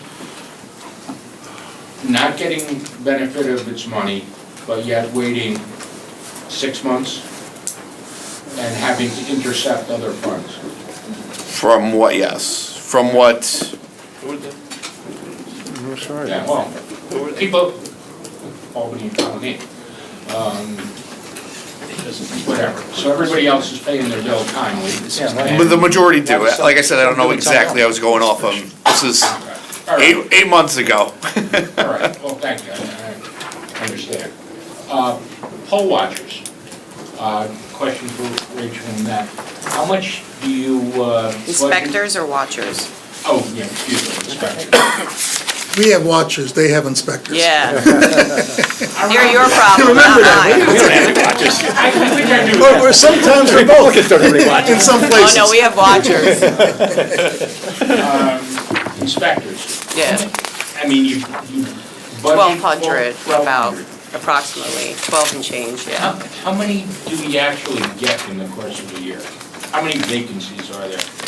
It depends, on each election it's different, each person has their own issue that causes them not to show up. We generally try to book a person, 4 people per election district as required by law. And at minimum, if you can't get someone, because someone didn't show up, we try to at least have coverage for 1 person, 1 or 2 people there. One, obviously bipartisan. Okay, so but by the payout, you can't tell how many out of 1,200 you might have I had. guess if we go back, we can take a look to see. I'm Yeah. just curious as to what kind of fall off there is. Generally speaking, the majority of the fall off we see comes from the city of Albany. We do, and only because we have that many more election districts, you know, that we, so it just makes sense And does that proportionally. then not get billed back to them as an expense, or does it? We only bill back what Yeah, we we only caught. bill back what they pay out. Actual cost. Yeah. By our municipality? Yes, all of the inspectors on election day have to sign a payroll sheet to verify their attendance. And based on the payroll sheet, claim forms are generated, which Rachel and I have to sign. And we sign, but we wouldn't sign one unless the person actually showed up to work. And so nobody's going to get charged back for something, and we can document to the. No, I'm comforted by your answer. Mr. Miller. I'm glad he's comforted. Yeah. Happy to make you feel better. You're talking about Rachel, you mentioned the difficulty in recruiting inspectors. Yeah. One of the things that Columbia County does is they split their shift in half. I'm not sure what their authorization is for that, but have you ever looked at that? Yeah, the statute's been amended. You're going to have split shifts now. We do it Yeah, at times. We do it sometimes when we need to. Obviously, we still want to do the minimum wage, but that might be another avenue too, particularly if you have retired workers. Yeah. They might be more willing to work half a shift. Yeah, we do have those situations. Mr. Kraus. Thank you, Mr. Chairman. Sean, just to follow up Yes, on sir. an earlier question, have we ever had to withhold sales tax from any municipality because they have not paid their bill? Have we done that in the past? Of the second Yes. order? We have. Yes. Can you tell me who that's been? I would like to get back to you. Would you I know I have, yeah.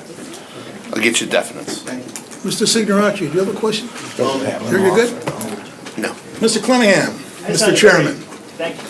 I just had a very brief comment. I thought the question about the legal and litigation costs was a good one. I would like to hear more about that because I know this administration has made it a priority to reduce those costs and bring as much of those costs in-house as possible. So I'd like to hear more about that at some point. Your chair, Coleman? As Sean would say.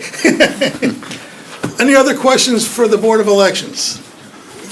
Yeah, Mr. Bullock. On the raises, why aren't we sticking to the 2% all the unions are getting on the raises? What raises? Inspections. They're for inspectors, not for staffers. Yeah, staff, we haven't requested any raises for You haven't requested any raises for the staff? No. If you'd like to give us one, that'd be great. Well, not the way the staff's been acting. Oh, really? I actually take pride in our staff. Okay. And you should too. Thank you. Matt, I would just say, if you could get that information to us as quickly as possible, so we can incorporate it in our final budget, we're going to be working by the middle of next week or sooner, if you could do that. Okay. All right? Thank you very much for coming.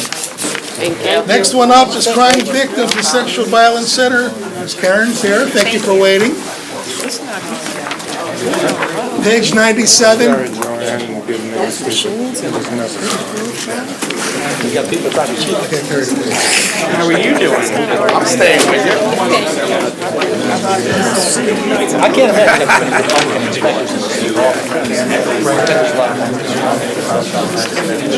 Thank you for your time. Mr. Chairman, thank you for yours. Mr. Bergdorf, Thank you as a well. little quiet, please.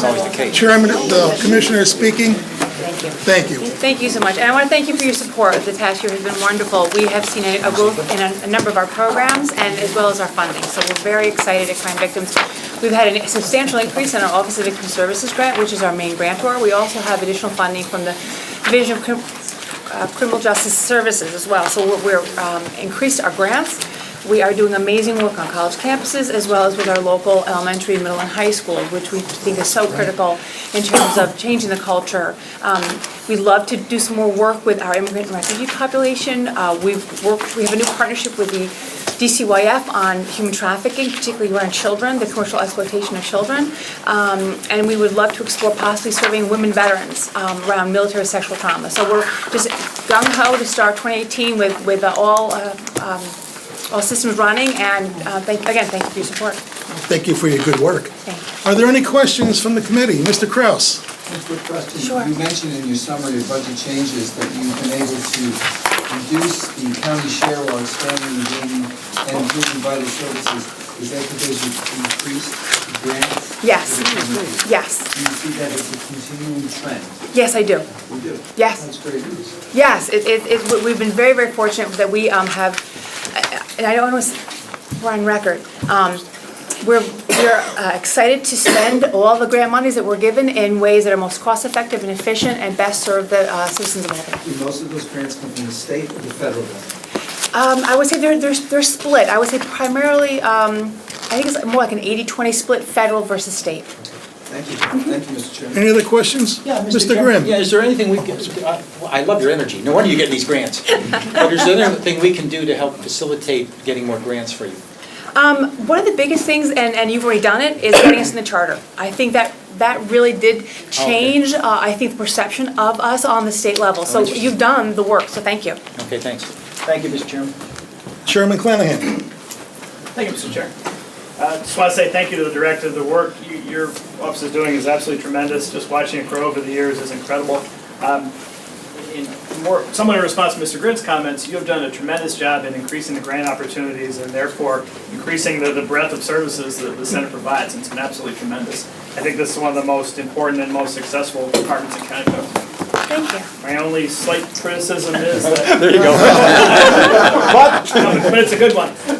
I would like to see this office in terms of the compensation we make, give the people here to go up and be more in line with some of the other departments in the county, particularly the director's office, which is paid a good deal less than many of the other commissioners. And I would love to explore moving that forward to getting this office more in line with some of the other highly successful county departments. Thank you. I would never turn down. Thank you. Mr. Miller, do you have a question? Yeah, the fee for services line is going from $323,000 in 2017 to $220,000. Can you explain what is the decrease and whether that's going to change any services? The fees for services are some encumbrances, but no, our fees for services line is generally, like for example, we work with Albany Police Department, and we are a pass-through for the trauma response team, which provides immediate crisis response to gun shootings and serious stabbings within Albany City. So the fees for services line generally is not funding our department. It's money that passes through that it allows us to even have more services available to people that is not a direct county expense. You may have had resolutions this year adjusting this as different grants came up. So we'll make it more this year than... Yes, yes. So, Mr. one more Rogers? question, the sexual assault education grant, 4610-03-495, and then the sexual assault prevention education, A4610-04-495, that decrease. Mr. Signoracci, I missed the first one. Oh, I'm sorry, it's on page 101. Okay. Under the revenue section, this one down, 03495. Yeah, I can, you don't have to complete that. Department of Health has transferred some of our grant funding to the Division of Criminal Justice Services. So if you've seen a shift in the lines, it's because some of the money was taken out of one of our grantors and given to another grantor. So there's no loss of services that's going to None whatsoever. happen to your department? None whatsoever. Okay. Anyone else? Mr. Bullock? On your location, by the way, I really appreciate what you do. Oh, thank you. And your staff. Are you partnering with Whitney Young or any other nonprofit to get more locations for victims of sexual violence? Service locations? Yes. We are not currently partnering with Whitney M. Young around the provision of services. I'd be very open, as a novel They're going to idea. open up a new in my neighborhood, that's why I asked. I would be very interested in talking further about that. And one of the most successful things that we do is that we often will go to a provider in the community, sometimes 112th Street, and I know no one's ever had this experience, but it's tough to park, and you get tickets. So we're very happy to go to a partner and offer groups. We're doing it with USCRI, we've done it with Community Maturity Services, we do it with Choices. So I'd be very interested in pursuing that. If you would love to facilitate, I would be very happy. Okay, Thank I'll you. get back to you. Thanks. Does anyone else have a question? Thank you very much for coming this evening. Thank you very much. Keep up the good work. Very good. Next up is Economic Development, Conservation and Planning. Laura, thank you for coming. Good evening. She's everything. The budget hasn't changed much, still supporting my work in natural resource planning and GIS. There were a few $1,000s added was for software upgrades and some training to support interdepartmental GIS projects. Page 102. Are there any questions for the Commissioner? Mr. Signoracci? For the Director of Development and Conservation Planning, is that currently filled? It's not. It is not. Budgeted at 120, and then there was budgeted for 120 in 2017, but So it's not. it was not filled. Is there, Mr. Kraus? is there a reason it hasn't been filled?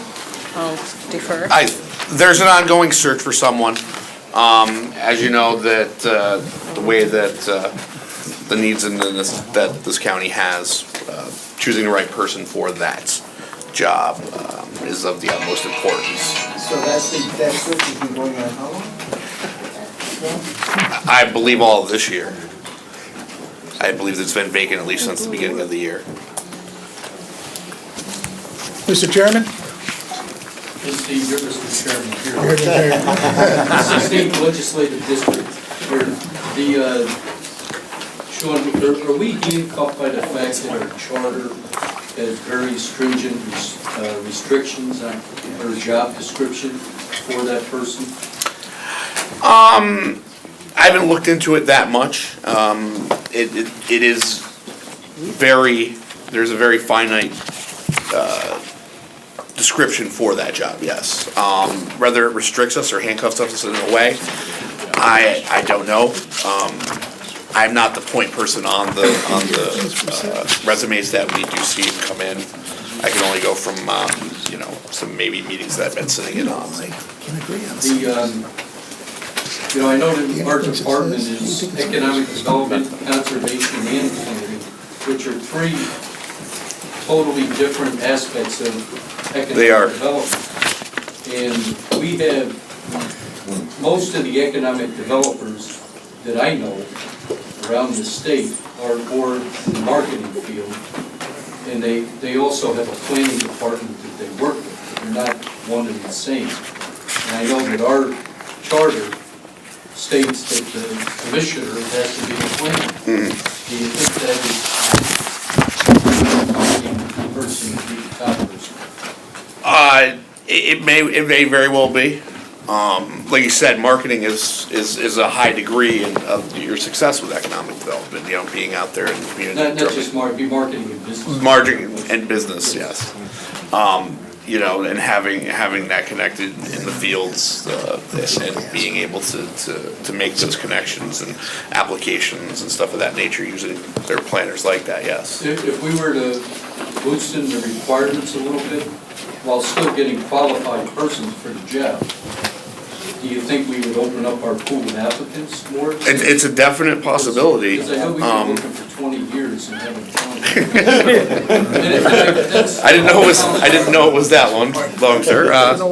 They tried to have one, but. And the salary isn't bad. It's a little lower than some, but it's not bad. Okay. It's fine. What's that? At least being able to get something in there, to someone in there to at least start the job or at least get us on the track to would probably be good. I mean, being vacant all year, and if you say 20 years, I did not know that. It's been a while. It's definitely something that would probably be worth looking at. I would assume. Okay, maybe it's something we can talk about. Well, we set the policy, so we can set the parameter of the job, whatever that is. So I don't think that'd be much of an issue. Thank you. Mr. Signoracci, are you finished? A lot of people would hope I'm finished. For this department, yes, sir. Just to clarify, Mr. Mr. Grimm? Chairman, what Mr. Ward was speaking to is the charter requires it be a planner. That's correct. But we're really looking for an economic developer, and they're two different things. And I've been in business a long time, I've never met any person that was expert in all three of the things that we require. I think that would limit the pool of applicants. So if we could change the charter or something like that, I think the pool of applicants will definitely expand. Well, we don't want to. Or whatever. Excuse me, but I don't think we want, we definitely need a planning aspect to it as well. But I'm just saying, in our charter, it states that the top person has to be a planner. Yeah, exactly. And we still need a planner, but it doesn't necessarily, in my opinion, it doesn't necessarily have to be the Yeah, commission. I mean, you really want an economic developer. We I want a mean, developer. that has to be the And principal also, our charter qualification. also stipulates that it comes as a recommendation from the county economic development or the planning. Correct. So, Something we should look at as a group. Are there any other questions for the commissioner? Thank you for coming.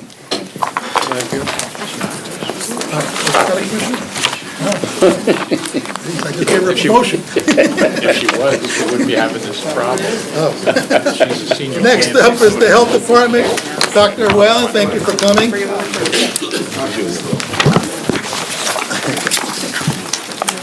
Page 117. Good evening. We are happy to present our budget.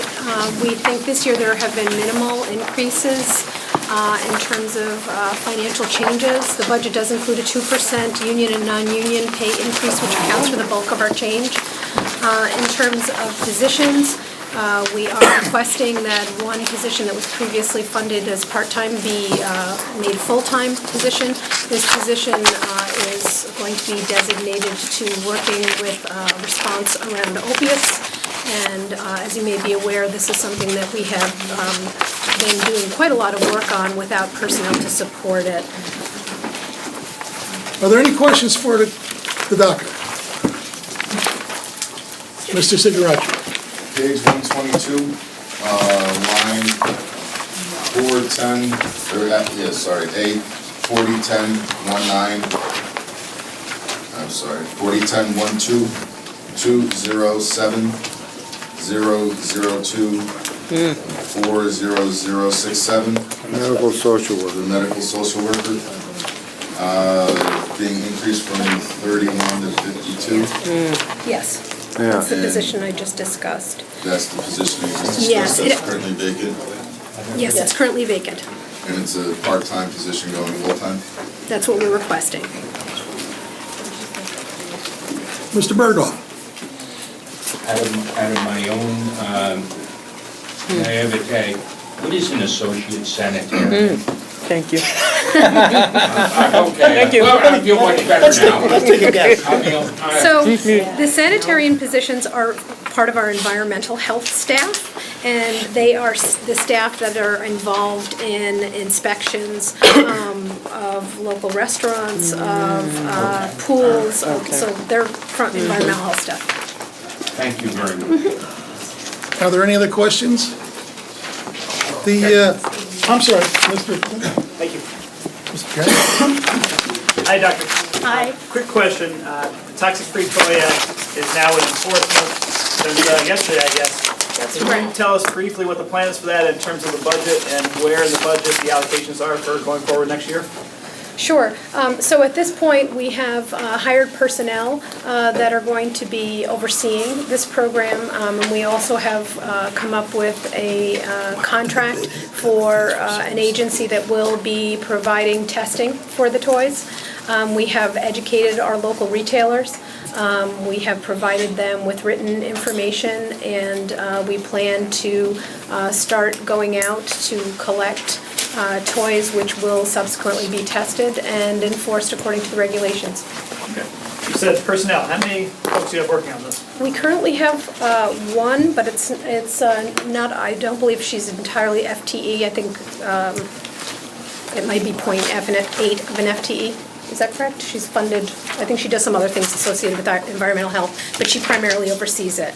It is also work that, because it's a new program, our director of environmental is involved in, and of course I'm involved in as well.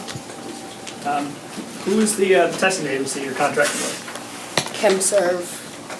ChemServe is the name of the company. And what's the contract with them?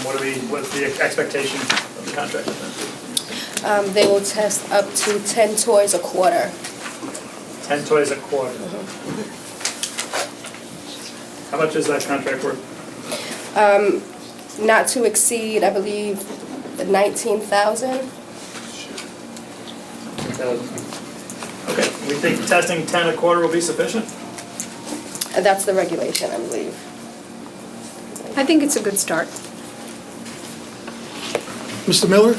Yeah, on page 123, line 22080, specialty equipment, it's decreased from 61,000 to 7,000. Could you explain what was the one-time equipment purchase in 2017? Yes, I can explain that. That is due to grant funding being moved around to appropriate lines this year. We won't need as much money in specialty equipment for 2018. Mr. Kraus? Thank you. Just to follow up on the toxic toys, you said 10 toys would be tested. Are we talking about a category of toys, or are we talking about 10 individual toys? Individual toys. Individual toys. Okay, so out of all the toys that are out there, you'll test 10 Yep. this year?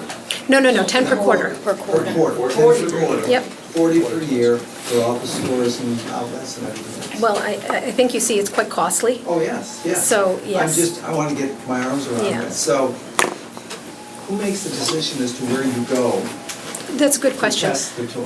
So we have the list of retailers, and our staff has organized a process where we randomly generate a number that will be associated with the retailer list, so it will be completely random. Okay, Yeah. thank you. Mr. Graham, did you Yeah, have a thank you. question? Do we have examples of children who have been harmed by toxic toys in Albany County? Yes, we do. How many?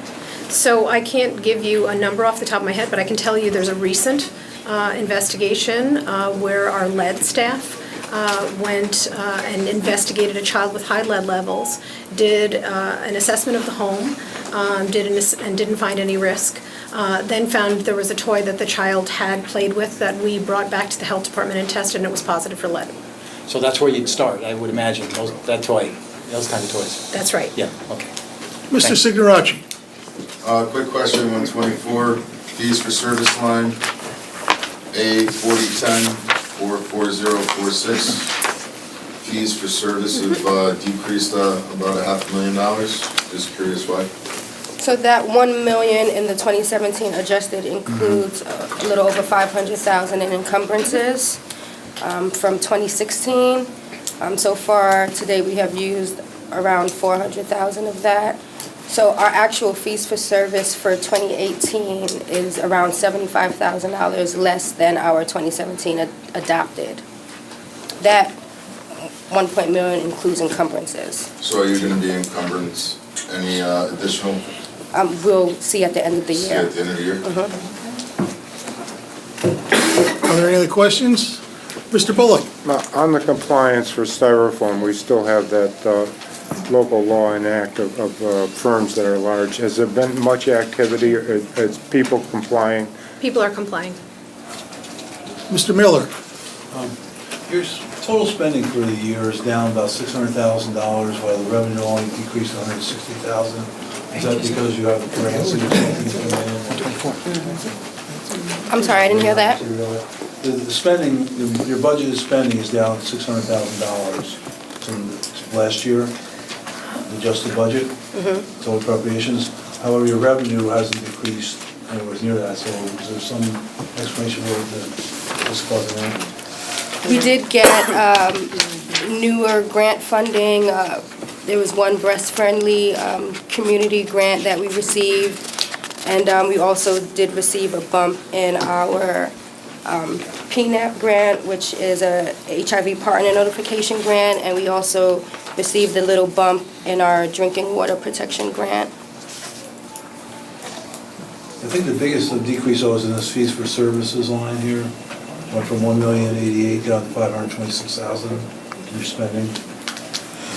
So that 1 million includes, 44046. yeah, that 1 million includes $500,000 of encumbrances from 2016.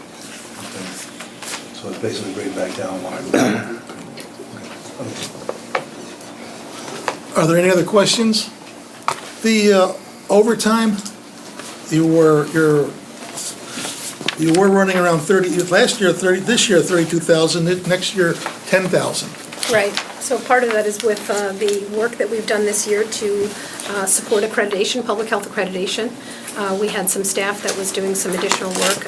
We also had some additional overtime for point of distributions that we had for the MUPs and for other drills.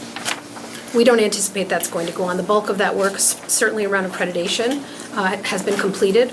We've submitted over 600 documents and have a site visit scheduled for January. Are there any other questions? Thank you very much, Doctor, for coming Thank today. Next one up will be Public Works.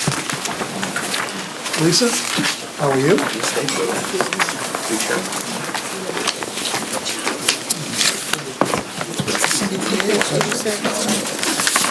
How are you? Hi, good, Mr. Chairman. I'm sorry, page 273. 273. Thank you.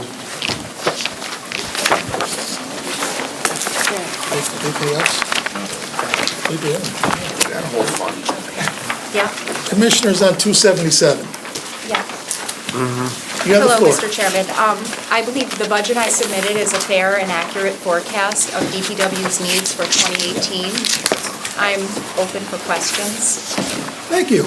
Are there any questions for the Commissioner? Mr. Signoracci.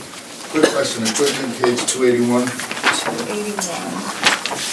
specialty equipment, D5112-22080. This was equipment that was purchased, I believe, earlier in the year with CHIPS funding for, I forget, it was explained outside of my wheelhouse, the arm. So that was the purchase that we wound up having for the specialty equipment. Seeing as it was a one-time purchase, there's no other purchases that we're planning on utilizing CHIPS funding for this year, or is that something that? I think it's pretty much at their discretion, right? Yeah, it's a little early yet for our CHIPS money to find out what we can or can't do as far as equipment goes. But yes, that was for a new grade off. The new grade off, there you go. I remember it was for something, with the $350,000 decrease from, going to zero, but that's something that. Yeah, there's once CHIPS funding comes in around April or so, if there's new equipment that you can purchase that you would wind up doing, we would have to receive in the funds, and then we would do the resolution like we did this past year. Correct. Yes, thank you. Mr. Touche. Thank you. Commissioner, there's a $5,000 expense for a Lawson Lake improvement. Yes. Could you tell us what that is, please? Sure. Yes. It's Lawson Lake over the past few years has been developing. We've been providing a lot more services there. And DPW is being asked to, do work here and there at the lake. And so that's a modest amount I put in the budget in order to afford us the ability to make improvements there. Is that like paving, or is it just Paving, general? crusher, mostly, Culvert culvert pipe replacement, some drainage, things like that. Thank you. Mr. Miller? Yeah, on page 278, line number 44003, capital district transportation. Can you explain what that is and what the various bump up, it looks like in 2017, and it's dropped back down? The CD. Is that encumbrance also? Do you know about the That's CDTC? budget. Could you say that line again? I'm so sorry. 44003, it's under contractual expenses, the first line item. Capital District Capital Transportation. Transportation, okay. 30,000 every year. Yes. It bumped up. It's a contractual expense that we pay every year to the CDTC. Why it went down from 2017 to 2018? It's 30,000 every year. It's been 30,000 every year. We can look a little bit deeper into that, maybe there's an issue. And what is it we're paying? We're part of the MPO, and every county pays a fee, and we rely on them for assistance in certain aspects of traffic engineering and whatnot. Mr. Kraus? Back to page 281 of the Code Commissioner, under contractual expenses for bridge and road repair. In 2017, you were at 6.4, now you're down to 3.3. So, you want me? Yeah, go for it. Okay. So earlier this year, we had a resolution come by, the CHIPS funding had extra carryover. That adjustment and that resolution was roughly the difference there, that 2.9 million more. If that comes again, we would certainly do the same request. So that would Certainly be would. like State New York and, Yes. emergency It is the same money, they just It's call all it part of something it. It's all part of Yeah. it, so when you have, whatever you didn't spend the prior year encumbrance roll. or. They call it and you roll. it, and then whatever they come out with on April 1st, if there's an increase, then we have to amend the budget Correct, every year. every year. So, Mr. Bergdorf? I'm sorry, just. Oh, I'm sorry, Mr. That's Carter. right. So you're not really flush, or should I say you're flush? Well, With funds? no, we are, You are. yes. They are for scheduled projects. I mean, you have, Well, yeah, we have, I mean, we depend on this money for sure, for the scheduled projects, and once we get the remainder, it will be rolled over into the budget. Thank you, thank you. Yep. Mr. Bergdorf? Thank you, Mr. Chairman. Basically, I have three questions, sort of going back to the root mission of DPW. And it has to do paving costs, salt supply and plowing, and fuel costs. Your paving costs, we bid that out on a unit basis, right, for our outside? We bid it out two different ways. When we do our hauling and placing, which is paid in place, and that's where most of our CHIPS money is spent. Right. The other is our FOB, which we bid out for our different towns, and that's, we go pick that up, and we use that, our own crews use that. Where are we in the bid cycle for how many years our contract is for our paving in place? Are we? Year to year. Year to year. Are we seeing that cost going up, going down, or is it stable? We're actually seeing it go, the last couple of years, it's going down just a little bit. The competition is very high right now.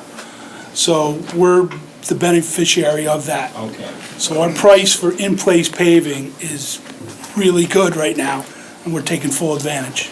Okay, that's great. I had spoken with the commissioner earlier today, and under the, we were talking about something else, but under the guise of shared savings, I don't know if there's a possibility of partnering with other communities to buy larger volumes at unit prices, and whether or not you get even more savings? Well, with our purchasing, actually, our bid is open to any other towns that want to Okay. jump onto All our right, bid. well, that's good. Yeah, all the local towns and municipalities use our bid. Salt supplies, I see we're budgeting them again at $1.2 million. I don't remember which was the light winner, whether it was last year or the year before. Year before. The year before, we had substantial, Ice. we had substantial salt left over.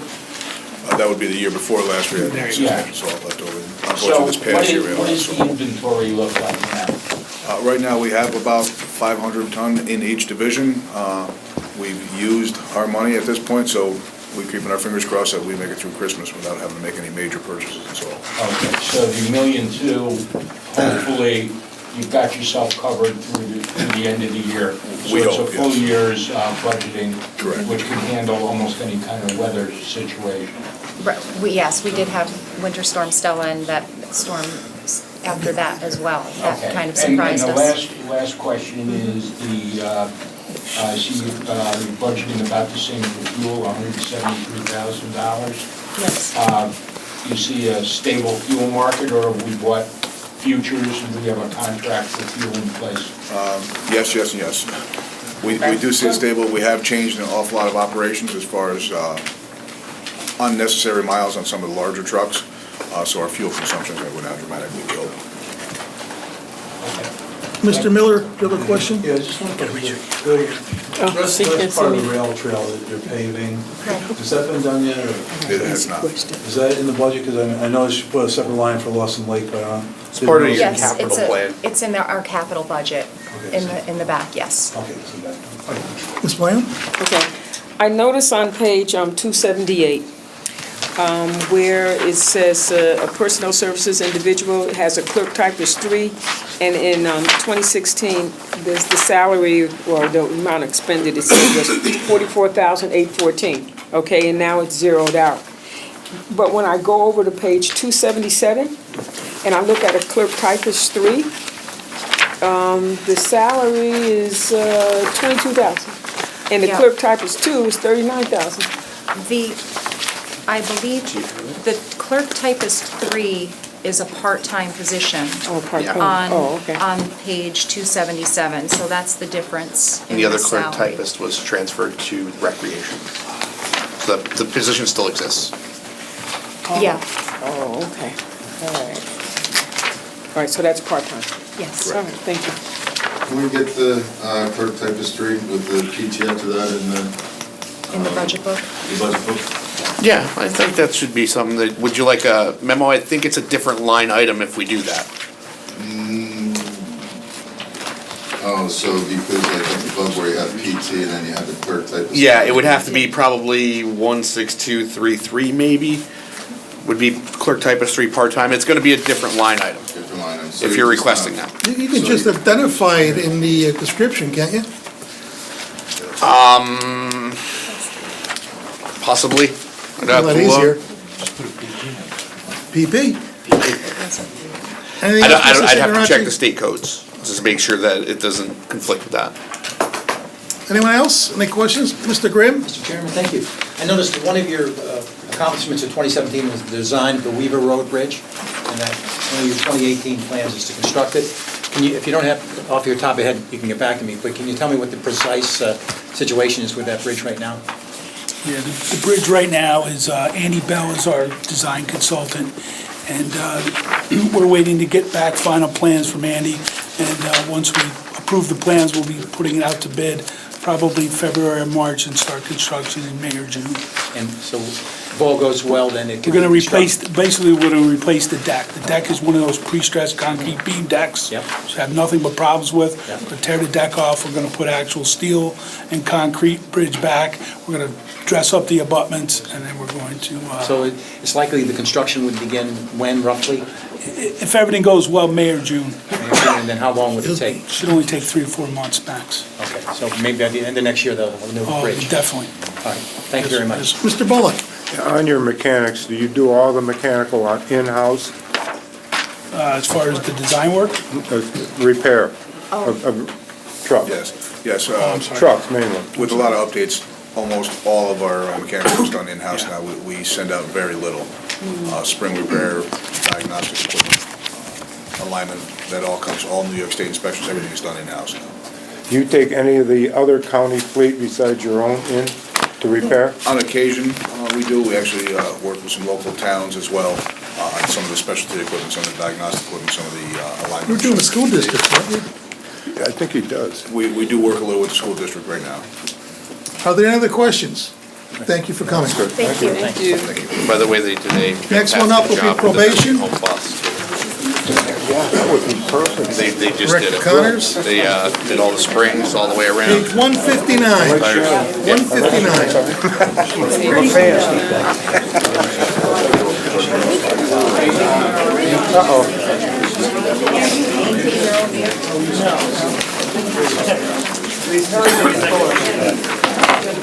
Bill, I'm getting tired, so take it easy on me. Director, how are you? Thank you for being here. Good evening, Go ahead. Chairman and members. Thank you for allowing us the opportunity tonight to present our budget. We keep the conversations down a little bit. Director, speak, go right ahead. Essentially, it's unchanged. There's a couple things. We continue to serve all the courts in Albany County, juvenile, adult, and as everyone knows, our primary focus is on serving a person sentenced to probation, and mostly these people have several issues, substance abuse, homelessness, mental health, unemployment. For next year, one of our, with Raise the Age coming, we're doing a lot of planning. We're participating in several work groups at the state level and meeting with the juvenile detention home and planning for Raise the Age. Are there any questions? Mr. Signorachi? Two on page 166, on the revenue page, lines A3140, 03314, the PIN/JD prevention program, and the line underneath it, the DWI ignition interlock. See that there's a decrease in revenue. Is that from grants that we haven't received or loss from grant funding, or? The PINS revenue is our staffing changed. We have positions, people have left, and people took those positions at a lesser pay, and it's reimbursed through Reimbursement is less. DCY, Okay. right? Thank you, sir. And the second one is interlock, Leander Law. That grant was reduced by DCJS. It used to be $141 a person, it's down to $61 a person, and for $41,000, I think it is? Yes, sir. Yeah, so that was reduced by New York State. Reduced by New York State. Okay. Is that why they're not, I mean, I saw something somewhere on TV that they had this article about these locks, and most of the people who are supposed to be using them aren't using them, and there's really not a lot of enforcement on that.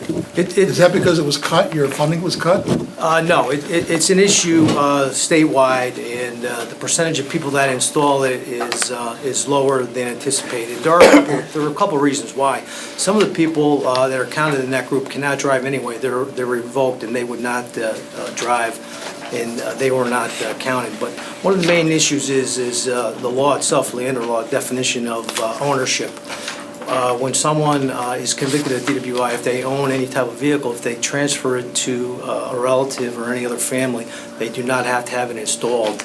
So I think the primary, moving forward that law, they're going to look at accessibility versus ownership. Oh, thank you for the clarification. Mr. Kraus? Thank you, Mr. Chairman. I noticed that you're still driving vehicles from 2001. We have several, yeah. I've been promised a couple brand-new Ford Focuses are going to be delivered this week, I think. And we're going to take those 2001 Cavaliers out of service. They must have well over 100,000. I think they're like 80,000. They're just used during the city, quick trips back and forth to visit Chevrolet people. hasn't made the Cavalier. Yeah, they work. They still work, so we use them. Have you thought about hybrid or I think electric? Are there any other questions? You get hybrid? Yeah. Oh, good. I like Thank you, Director, for coming. Thank you very much. Have a nice evening. Next up, General Services. What Dave, page? Page 105. Dave, you're batting cleanup. I'm batting clear. Good evening, Chairman. Good evening, legislators. DGS has put a budget together that we feel is very flat. We had a slight increase in information, but it was offset by our revenues increase that we were planning on, and our county share has remained the same as far as our percentages are going. Are there any questions for the Commissioner? Mr. Sigarachi. Line on page 107, 1164, 44050. There's a decrease of about 90,000 for the equipment repair and rental. We're 107? Yeah. 107. Yes, we had an encumbrance there from the prior year. And this number is, we've been moving the last year we started moving all of our contractual fees into the fees for services lines, in the 4046 lines, if you remember last year. And that's why we had those decreases. But the adjusted is mostly encumbrances that we have saved from 2016 that we've been using. And then the last question is the one underneath that, the property repair and rental. The same. Thank you as always. How are you doing, by the way? I'm doing very well. You had to wait for all of everybody to It was ask a their pleasure questions. listening to everybody. Mr. Miller. On page 107, you have court phone reimbursements, they went from 0 in 2016 up to 65,000, and then back down to 5,000. Well, we figured out nobody really knows what it is. It's been there forever, and we don't know what that reimbursement is. So we didn't want to get rid of it completely, but we wanted to make sure that it's just not really showing up in our revenue. Nobody from budgets way before. Well, the important question is, where's the 60,000? I don't know if it ever came. This was way before me. So that money don't exist? Doesn't exist. It's in the budget. It's in the budget, doesn't exist. I get it. Mr. Miller, anything else? Mr. Clay?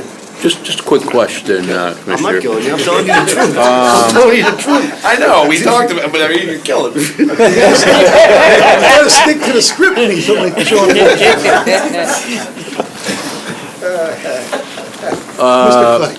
Why, question is why there's no increase in the custodia for the custodial workers? Is that contractual? The contract, we just put the MOU in for the new contract that's for 2018. That's becoming in the next Audit and Finance Committee. That's why it wasn't put into the budget, because our contract was not signed yet. Okay. Even with the increase, that's going to be a 4% increase, our budget is only increased by 1.8% overall. Thank you. Are there any other questions? Mr. Bergdorf? Just a quick one, Commissioner.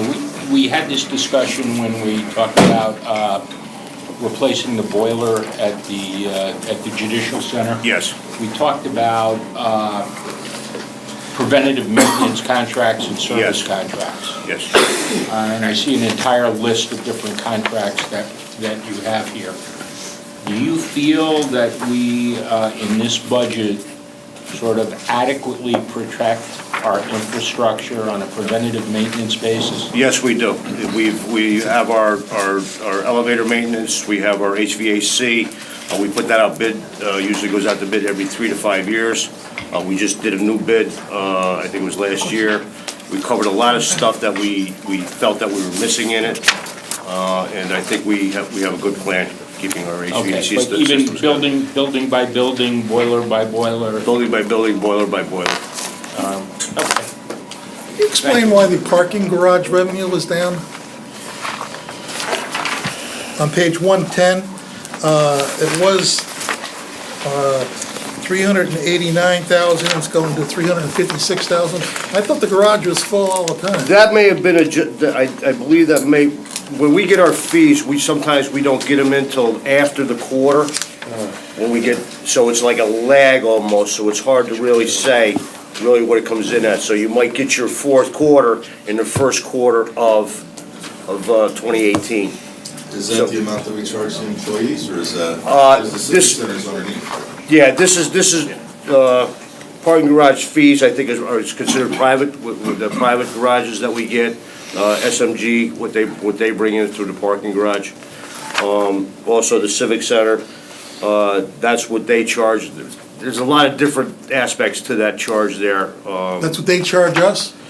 Well, we own the garage, but we cover a certain percentage. We cover half of the cost of the garage fees for the county workers. And who gets the other half, SMG? No, we get that. We get that from SMG. Say that's like $120, I believe. Are you talking per year you want like a weekly breakdown? Yeah, like a weekly breakdown. We may charge $12. It might be $12 we're charging the employee, but it's really a $24 charge from the garage. So that's the fee that we're taking back. It is our revenue from our people on Yeah. that one, I believe, yes. Yeah, and the other one is the civic center as far And that as is for their when they parking. operate. That's from When their they operate. operations. And the property equipment repairs is down 282,000 from 169.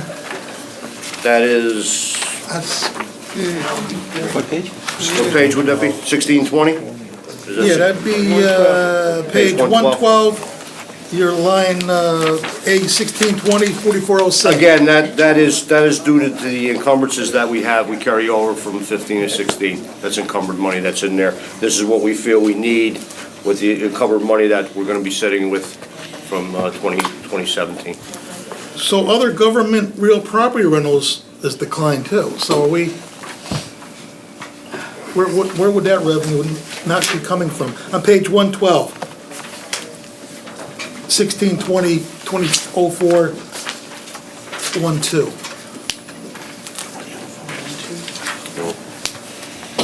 You know what that's all about?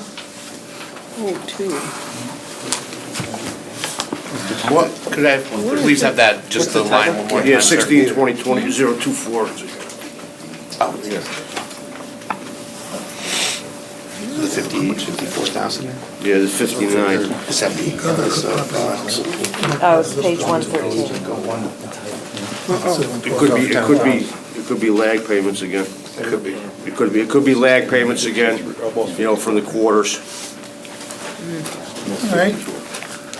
And a 60% reduction in auto parts and supplies. We got new Well, cars out all the there? new vehicles that we've purchased, we've actually, we just received 12 more hybrids that we just got in, which should pretty much carry us and get rid of every Cavalier that we have, except the ones we may keep a couple in the DGS fleet, which will be sold, we're gonna be selling those off on the auction. No, give them to probation. So we cycled, from year to year, we've been cycling down our parts and, our parts cost, in there because everything is under warranty now. We have a 3 to 5 year warranty on the vehicles, so that's bringing our costs down. We're not sinking the money in, as we know we're getting the cars, we're not sinking the money into the Cavaliers. We're just storing them off-site right now, so we get them all in, and we'll be selling them off at auction. Are there any other questions? Mr. Miller? Yeah, on page 116, line 01962, Slower Weights and Measures, there's an increase of $75,000 in budget from last year's budget. Can you explain what? Yes, that's the weights and measures. We've over exceeded our number from this year. We expect to hopefully hit 540 this year, and we're setting a goal for our weights and measures of 575 next year for income, especially if we bring back we're missing one weights and measure guy right now.